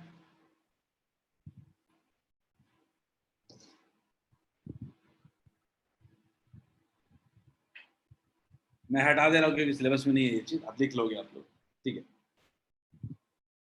चलिए थोड़ा आगे बढ़ते हैं। अगला प्रॉपर्टी भी बहुत नॉर्मल सी प्रॉपर्टी है कि चार्ज होता है वो रिलेटिविस्टिकली इनवेरिएंट होता है। मैं इसको अगर सिंपल भाषा में समझाऊं तो charge do not depend upon velocity, charge do not depend on velocity, do not depend on velocity.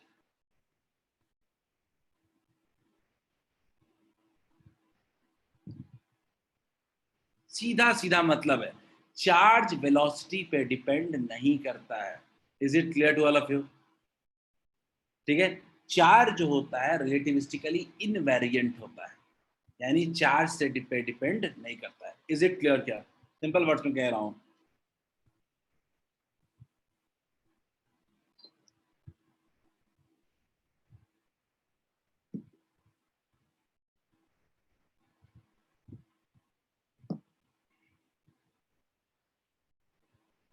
किसी को कोई दिक्कत है तो बताओ।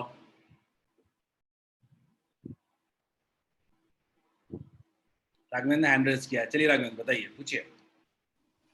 सर जब चार्ज का वेलोसिटी नहीं हुआ इसका मतलब कि डिस्टेंस के ऊपर ये मतलब वेरी नहीं करेगा? फिर से एक बार, फिर से थोड़ा पूछ सकते हो? अगर सर मतलब चार्ज का वेलोसिटी होता है या नहीं होता है, डिपेंड। चार्ज मूव कर सकता है, चार्ज क्यों नहीं मूव कर सकता? चार्ज एक मास ही तो है। आपके अंदर 2 इलेक्ट्रॉन निकाल देगा राघवेंद्र तो आप पॉजिटिव चार्ज हो जाओगे, और आपको थ्रो कर दे तो आप वेलोसिटी से मूव करने लगोगे, तो चार्ज बॉडी मूव कर सकता है, लेकिन आपका मूवमेंट की वजह से चार्ज में कोई चेंज नहीं आएगा। समझ में आ रहा है क्या राघवेंद्र? हम पूछ रहे हैं कि चार्ज। वैष्णवी अनम्यूट कर रहा हूँ, पूछिए। सर चार्ज बॉडी पे होते हैं तो फिर मतलब कि वो बस यही है कि उस पर वो डिपेंडेंट नहीं करता है। हाँ बिल्कुल डिपेंड नहीं करता। तो आप बोलोगे कि ये तो सर हमने सोचा भी नहीं था ऐसा कुछ डिपेंड करेगा, क्यों लिखवा दिया?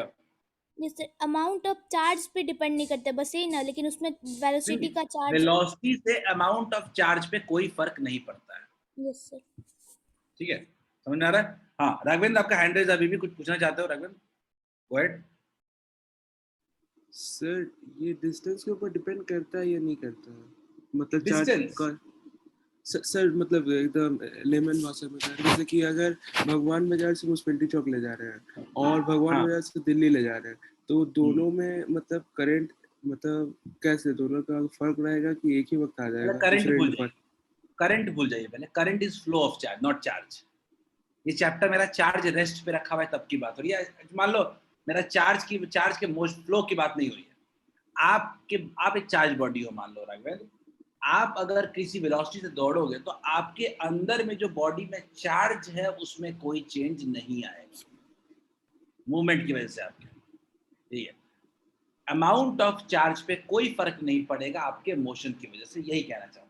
लेकिन सर एक मैक्सवेल का स्टेटमेंट था ना कि अगर चार्ज रिवॉल्व करता है तो उसका एक्सेलरेशन, मतलब एक्सेलरेशन होता है तो रिटार्ड करता है उसका चार्ज। रिटार्ड कर रहा है वो, चार्ज का मास, चार्ज का वैल्यू कहाँ चेंज हुआ? मैं कह रहा हूँ राघवेंद्र, रिटार्ड किया ना, रिटार्ड किया, एक्सेलरेट किया, तेज हुआ, स्लो हुआ, सब कुछ हुआ, पर क्या 2 कूलम से 3 कूलम हो गया क्या? नहीं, चार्ज का अमाउंट चेंज नहीं हुआ, चाहे वो कितना एक्सेलरेट, डी एक्सेलरेट, फोर्स लगा, तेज हुआ, स्लो हुआ, सब अलग बात है, लेकिन चार्ज की वैल्यू में कांस्टेंट चेंज नहीं होता। यानी सही कहा वैष्णवी ने, sir amount of charge constant रहता है, बिल्कुल सही है। आई थिंक ये थोड़ा सिंपल स्टेटमेंट है, ठीक है। क्लियर है क्या सबको? ये चीज सबको यहां तक क्लियर है?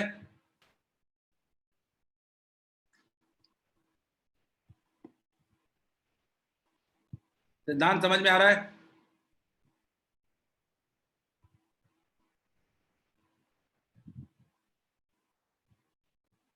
चलिए अब एक लास्ट प्रॉपर्टी पे आए। देखो ये प्रॉपर्टीज बड़े इंपॉर्टेंट है, अगर आपकी, अगर छोटी छोटी चीजें हैं कि मिस कर जाते हैं हम लोग। अगला है repulsion is a sure test of electric charge. अब ये प्रॉपर्टी के तौर पे कहीं लिखा हुआ नहीं मिलता, मैंने जानबूझ के उसको प्रॉपर्टी के तौर पे ऐड कर दिया है इसको, कि repulsion is a sure test of electric charge. ये क्या होता है, इसका क्या मतलब है, इसका थोड़ा समझाने की कोशिश करता हूँ। तो ऐसे एग्जांपल लेता हूँ कि मान लीजिए हमको एक बॉडी लिया, हमने एक बॉडी लिया, और मान लेते हैं ये अननोन है, हमको पता नहीं है कैसा चार्ज है, अननोन है, अननोन है, अननोन है। और मान लीजिए कि आप एक नोन चार्ज लेके आए पॉजिटिव, ठीक है। मान लीजिए आप अननोन चार्ज, ये नोन है और एक अननोन है, ठीक है। आप दोनों को एक दूसरे के पास लेके आए, तो अगर एक दूसरे के पास लेके आए और मान लीजिए कि ये दोनों एक दूसरे के तरफ अट्रैक्ट हो गया, तो आप अननोन चार्ज को क्या कहोगे, पॉजिटिव है कि नेगेटिव?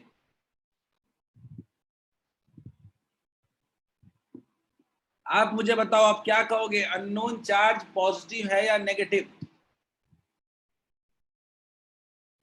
बड़ा बढ़िया, अभी अभी पढ़ रहा हो, काम यूज कर लिया। सेम चार्ज, आशीष ने कहा सेम चार्ज, आशीष सेम चार्ज अट्रैक्ट कर लेगा।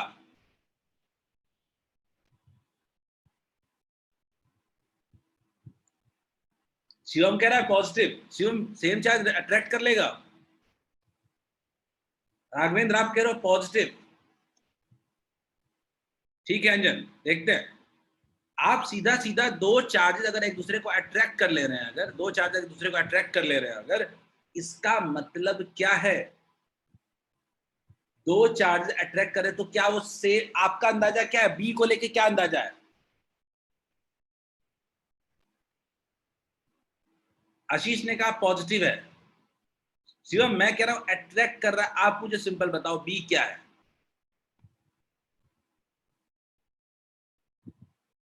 पूरे क्लास ने कहा कि सर बी नेगेटिव है, बी नेगेटिव है। मैं आपकी इस बात से एग्री नहीं करता हूं, ठीक है, मैं आपकी इस बात से एग्री नहीं करता हूं। मैं आपको इसके लिए एग्जांपल बताना चाहूंगा। आप लोगों ने एग्जांपल याद है क्या, कि स्केल को सर में ऑयली बाल में रब कर करके हम लोग पेपर उठाते थे,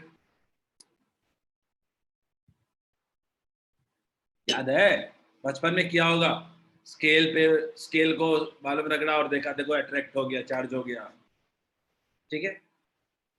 हाँ किया है, कभी ना कभी तो किया होगा। जब स्केल को बालों पे हम रब करते थे तो स्केल चार्ज हो जाता था, स्केल क्या हो जाता था, चार्ज हो जाता था। अब पेपर के पास लेके जाते थे तो क्या पेपर भी चार्ज था क्या? आप मुझे बताओ, क्या पेपर भी चार्ज था क्या? नहीं। यानी जब अट्रैक्ट कर रहा हो तो ये ऑपोजिट चार्ज तो हो सकता है, लेकिन ये न्यूट्रल भी तो हो सकता है, जो अंजन ने कहा कांट से। तो अगर पॉजिटिव कोई अगर मान लो अट्रैक्ट कर रहा है, तो सिर्फ नेगेटिव होने की जरूरत नहीं है, वो न्यूट्रल भी हो सकता है। और न्यूट्रल, इज इट क्लियर? क्या नेगेटिव ही नहीं, वो क्या हो सकता है, वो न्यूट्रल भी हो सकता है। क्या दिक्कत है क्या इसमें?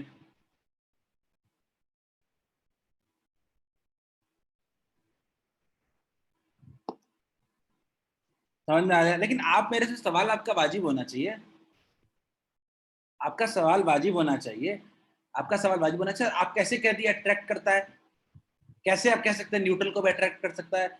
इसको लेकर के हम आगे एक टॉपिक पढ़ते हैं इंडक्शन, लेकिन नहीं भी पढ़ करके हम उसको समझ सकते हैं। देखो एग्जांपल देखो, मान लीजिए कि मेरे पास पॉजिटिव चार्ज है और मान लीजिए हम एक न्यूट्रल बॉडी के पास जाते हैं, तो न्यूट्रल बॉडी को जब एक पॉजिटिव चार्ज के बगल में रखते हैं तो हम क्या देखते हैं, न्यूट्रल है ये बॉडी, क्या है, न्यूट्रल है, मान लेते हैं न्यूट्रल है। तो इस बॉडी के, न्यूट्रल बॉडी के अंदर के जो चार्जेस होते हैं वो उस बाहरी चार्ज से इफेक्ट होने लगते हैं, और जो नेगेटिव वाले हैं वो सब क्या होने चाहते हैं, अट्रैक्ट होकर के इधर आ जाना चाहते हैं, और पॉजिटिव वाले होते हैं वो किधर आ जाना चाहते हैं, इधर आ जाना चाहते हैं। हम पढ़ेंगे भी टॉपिक में। तो इस न्यूट्रल बॉडी के अंदर एक चार्ज का डिस्ट्रीब्यूशन हुआ, जिसमें एक तरफ नेगेटिव आ गया, दूसरी तरफ क्या हो गया, पॉजिटिव आ गया। तो क्या हम कह सकते हैं क्या कि नेगेटिव चार्ज इसको अट्रैक्ट कर लेगा? अब एक न्यूट्रल बॉडी में आपको ये पॉजिटिव चार्ज के पास कौन सा चार्ज दिख रहा है, नेगेटिव चार्ज दिख रहा है, तो क्या हम कह सकते हैं क्या कि न्यूट्रल बॉडी को भी अट्रैक्ट कर सकता है? तो यहीं पे एक पॉइंट आता है कि a charge body, a charged body can attract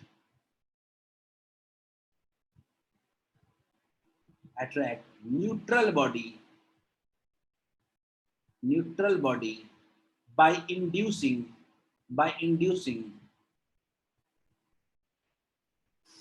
charge in it. Is it clear क्या? बिल्कुल बिल्कुल, क्योंकि इंडक्शन हो सकता है, ठीक है, बिल्कुल सिद्धार्थ। तो क्या आपको ये बात समझ में आई कि अट्रैक्शन पे भरोसा नहीं कर सकते चार्ज पता करने के लिए, क्योंकि अट्रैक्शन तो न्यूट्रल को भी अट्रैक्ट कर देगा और ऑपोजिट को भी अट्रैक्ट कर देगा। क्या क्लियर है क्या? पॉजिटिव चार्ज तो नेगेटिव को अट्रैक्ट कर सकता है, लेकिन वो न्यूट्रल को भी अट्रैक्ट कर सकता है। Same goes with negative charge. यानी अट्रैक्शन से आप श्योरली किसी बॉडी का चार्ज नहीं बता सकते हो। क्या मेरा पॉइंट क्लियर है क्या? अगर एक पॉजिटिव चार्ज किसी को अट्रैक्ट कर रहा है तो आप नहीं कह सकते हो कि सामने वाला नेगेटिव ही होगा, वो न्यूट्रल भी हो सकता है। क्या सबको ये क्लियर है बात? जस्ट रिप्लाई ऑन चैट, क्या ये बात क्लियर है? अट्रैक्शन श्योरली नहीं बताता है कि सामने वाला बॉडी का चार्ज कैसा है, लेकिन अगर दो बॉडी रेपेल कर गए, अगर ये पॉजिटिव है और ये अननोन है,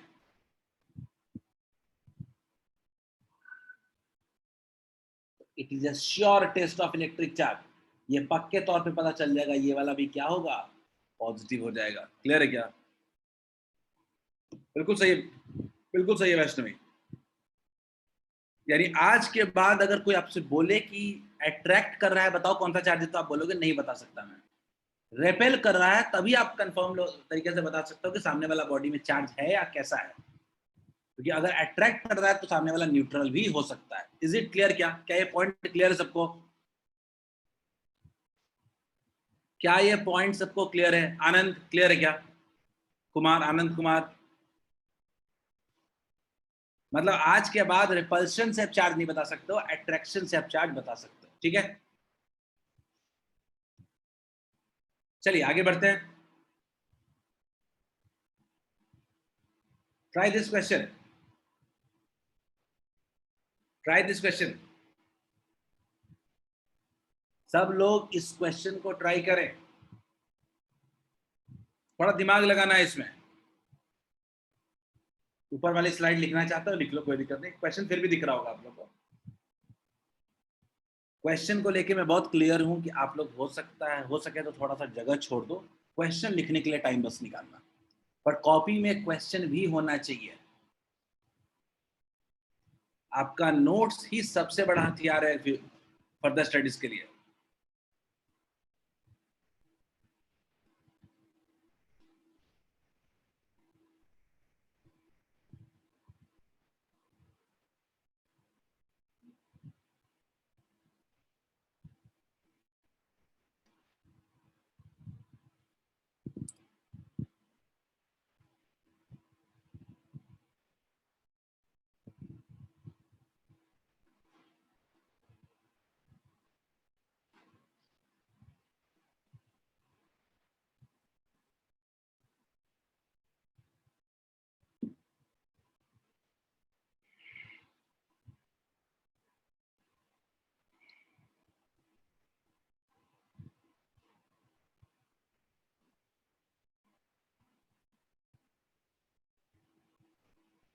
लिख लिया? क्वेश्चन ट्राई करो जल्दी से। चैट कहाँ गया? और थोड़ा बच्चों सब लोग बच के रहो, थोड़ा try to be safe at home, घर से बाहर ज्यादा मत निकलो। मॉड्यूल जहां तक लेने की बात है, एक यही एक काम है जो निकलो, कम से कम 10 से 15 दिन घर से बाहर निकलने की कोशिश ना करें।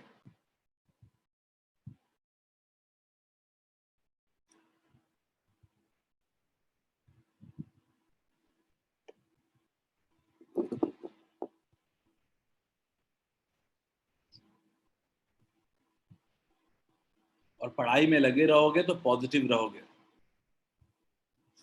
अगर ज्यादा न्यूज, ज्यादा इंफॉर्मेशन इधर उधर से लोगे तो पॉजिटिविटी खत्म हो जाएगी, सिर्फ नेगेटिव थॉट्स आएंगे। बहुत जरूरी है इस वक्त की पॉजिटिव थॉट्स आए। आनंद कह रहा है न्यूट्रल, अच्छा आंसर न्यूट्रल, चलो ठीक। आनंद कह रहा है न्यूट्रल थॉट सही है। चलो जल्दी क्वेश्चन करो, देखते हैं।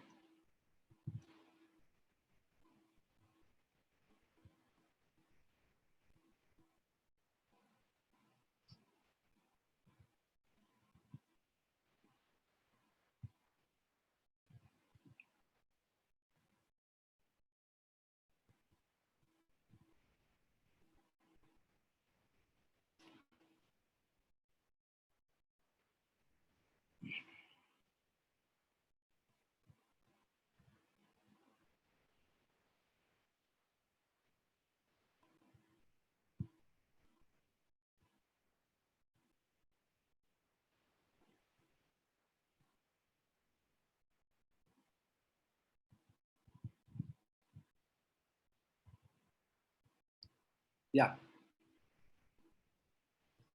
चलिए,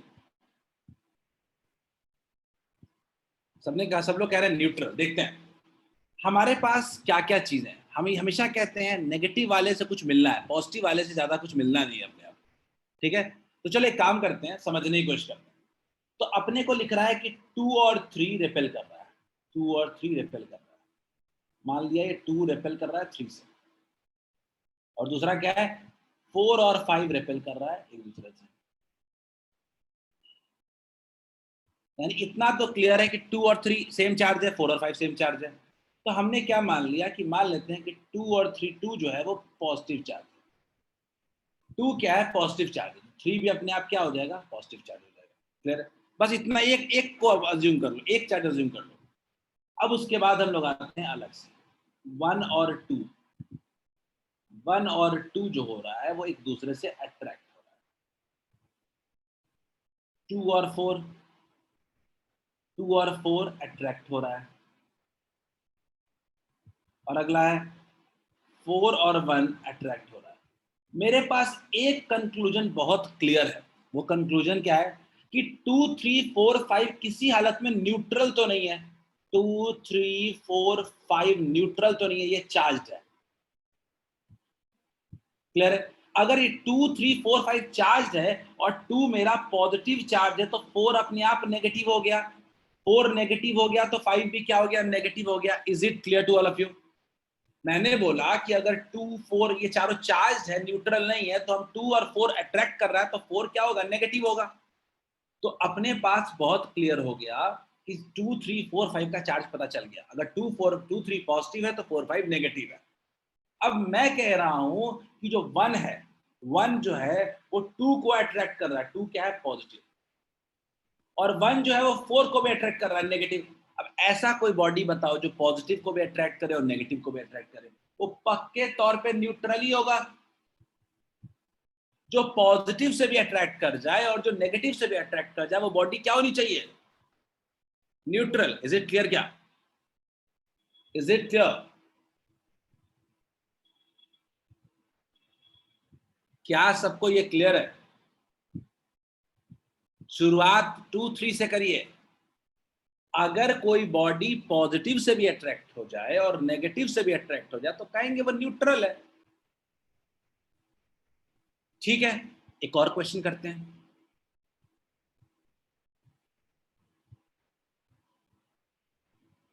चलो एक और करो जल्दी से, एक दो क्वेश्चन करके खत्म करेंगे आज क्लास।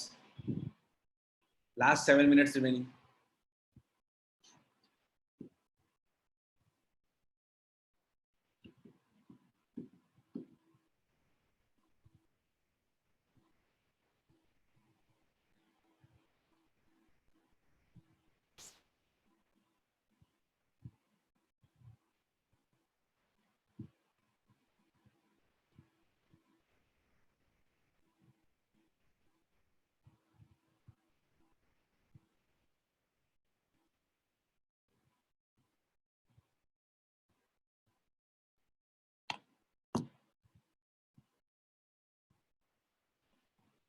पहला वाला जो है ना, पहला वाला जो ऑप्शन है वो अभी पढ़े नहीं हो आप, वो आप अगले क्लास में पढ़ोगे।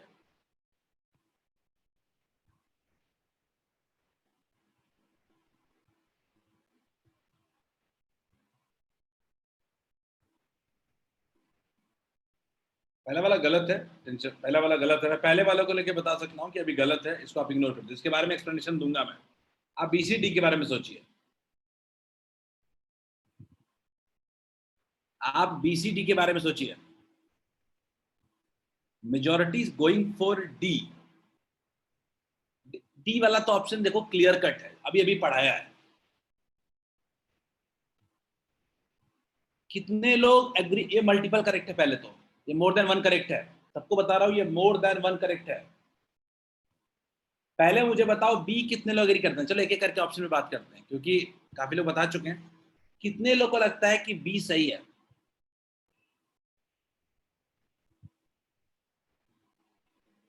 बी, चार्ज का वैल्यू इंक्रीज करता है वेलोसिटी के इंक्रीज के साथ। ये तो मुझे लगता है ये तो हमारी प्रॉपर्टी थी कि चार्ज का मैग्नीट्यूड चेंज नहीं करता है। वेरी गुड राघवेंद्र, अद्या, आकाश, वैष्णवी, सबके सही है। तो बी तो सरासर गलत है, लेकिन सी ऑप्शन सबसे समझने वाला अगर कोई पॉइंट है इसमें तो सी ऑप्शन है। डी भी बिल्कुल सही है। Repulsion is sure test of electric charge. मुझे लगता है कि डी में भी किसी को डाउट नहीं है, सबको दिमाग सी पे लगाना है जो डाउट का सोर्स है। सी क्या है?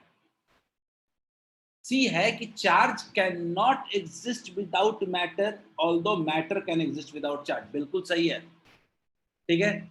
याद रखिएगा, मान लीजिए कि हमारी बॉडी है, हमारी बॉडी में मास है, लेकिन टोटल चार्ज हमारे पास क्या है? 0 है। तो मास है पर चार्ज नहीं है, possibility.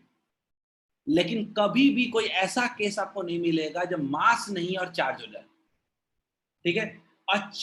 Mass can be chargeless but a charge can not be massless. बड़ा इंपॉर्टेंट लाइन है। अ मास कैन बी चार्जलेस। हो सकता है बॉडी में चार्ज नहीं हो, can be chargeless, total charge 0, but a charge cannot be massless। कोई बॉडी का चार्ज तभी बात करेंगे ना जब उसके पास एटम हो, और एटम अगर उसके पास होगा तो मास जरूर होगा उसके पास। तो हम ये कह सकते हैं कि कोई ऐसी बॉडी नहीं बनी है जो चार्ज बॉडी जो मासलेस हो।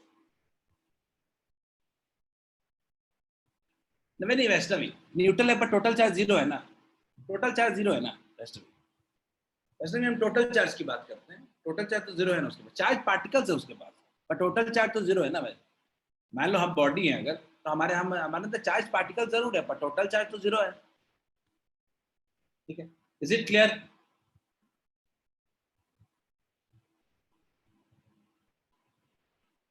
अगला question, how much electrons, question को थोड़ा करेक्ट कर रहा हूं, how much electrons is required to make 1 coulomb. कितने इलेक्ट्रॉन्स की जरूरत है 1 कूलम चार्ज बनाने के लिए? ये मुझे लगता है कि सबको वैल्यू याद रहता है। हाँ ठीक है, कोई दिक्कत नहीं है, वैल्यू याद रहता है लोगों को। हाँ अंजन, सी करेक्ट होगा उसमें, अंजन सी करेक्ट होगा पिछले वाले में, सी और डी दोनों सही होगा।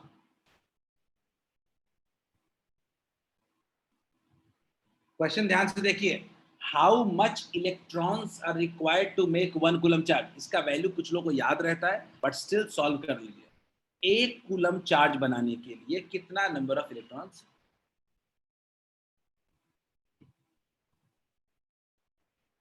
नहीं रिया, दीप सही है, तो चलो आपने सॉल्व, आपको याद भी है शायद।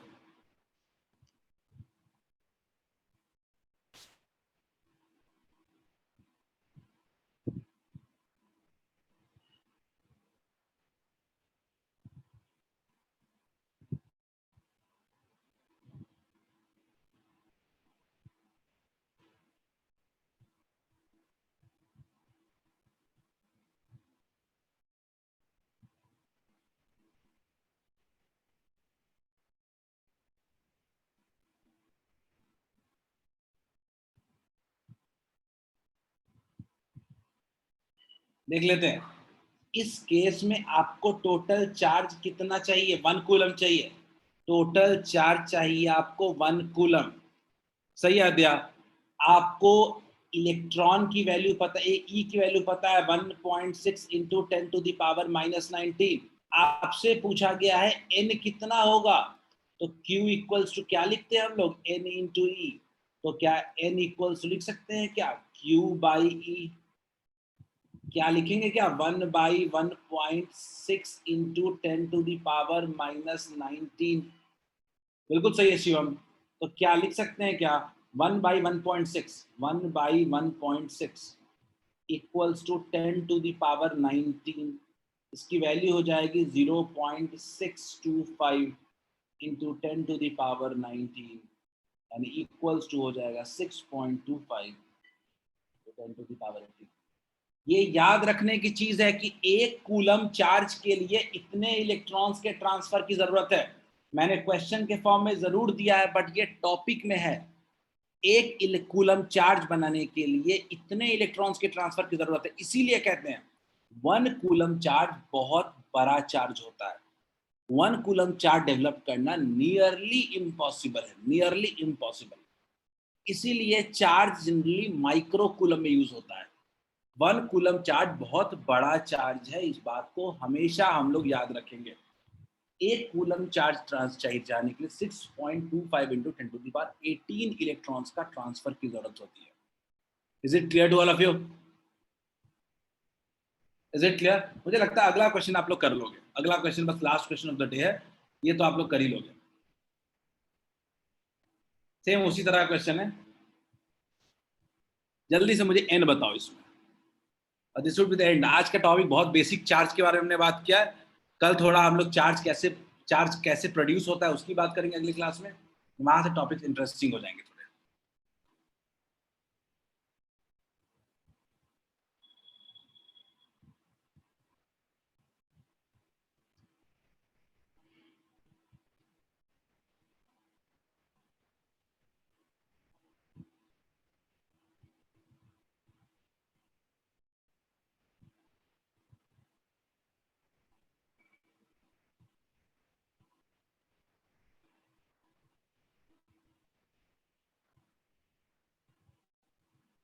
आकाश नहीं, आकाश ज्यादा जल्दीबाजी कर दिया आप।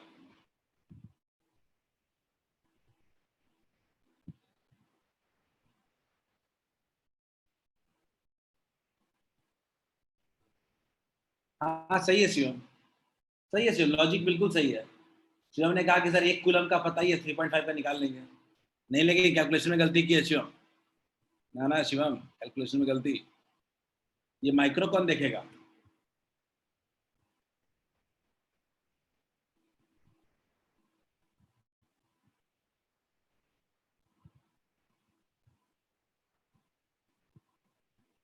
Q equals to 3.5 micro coulomb. अगर Q equals to 3.5 micro coulomb है तो लिख सकते हैं इसको 3.5 into 10 to the power -6 coulomb. E का वैल्यू हम जानते हैं 1.6 into 10 to the power -19 coulomb. तो आप शुरू करते हैं कहानी। N इक्वल्स टू हो जाएगा Q upon E। N equals to हो जाएगा Q अपॉन E। बिल्कुल सही लग रहा है मुझे तो। Q 3.5 into 10 to the power, सही लग रहा है, 10 to the power -6 by 1.6 into 10 to the power -19। ठीक है, ये कुछ वैल्यू हो जा रहा है 3.5 by 1.6 into 10 to the power 13। Solve कर लीजिए। ये 2.18 आ रहा है क्या? Is it clear to all of you? नहीं 7 नहीं आएगा, दिया कैलकुलेशन में गलती कर दिया थोड़ा सा। सबको क्लियर है? This was the class for today. आज के लिए इतना ही। कल हम लोग थोड़े चार्ज के बारे में और बात करेंगे। चार्ज कैसे प्रोड्यूस होता है, चार्ज उसके बारे में बात करेंगे। कूलम्स लॉ शुरू करेंगे। आप लोग एनसीईआरटी का रिवीजन पढ़ें, एनसीईआरटी को, और फ्लो बनाने की कोशिश करें। आदत, एक नई आदत जनरेट करने की कोशिश करें। ठीक है, होपफुली आपको समझ में आया होगा। नोट्स साफ साफ बना प्रिपेयर कर लेगा, कोई छूटा है तो और आदत बनाएं कि नोट्स बिल्कुल अप टू डेट होना चाहिए, ठीक है। बाकी आज हम लोग क्वेश्चन बनाने लायक इतना कुछ नहीं पढ़े, लेकिन कल वाला क्लास हमारा इंपॉर्टेंट है, जहाँ लॉजिकली हम डेवलप होंगे, ठीक है। चलिए, okay, have a nice day बच्चों। ठीक है, आज के लिए एक ही क्लास था, सो अपना टाइम पढ़ाई पे दें, अपना टाइम पढ़ाई पे दें, ज़्यादा से ज़्यादा टाइम, जितना पढ़ाई पे टाइम दोगे उतना ही माइंड फोकस्ड रहेगा। माइंड में बहुत डाइवर्जेंस है अभी आपके लिए, just don't look at those, ठीक है। चलो, हैव अ नाइस डे। मैं रिकॉर्डिंग एंड कर रहा हूँ। स्टिल कुछ पूछना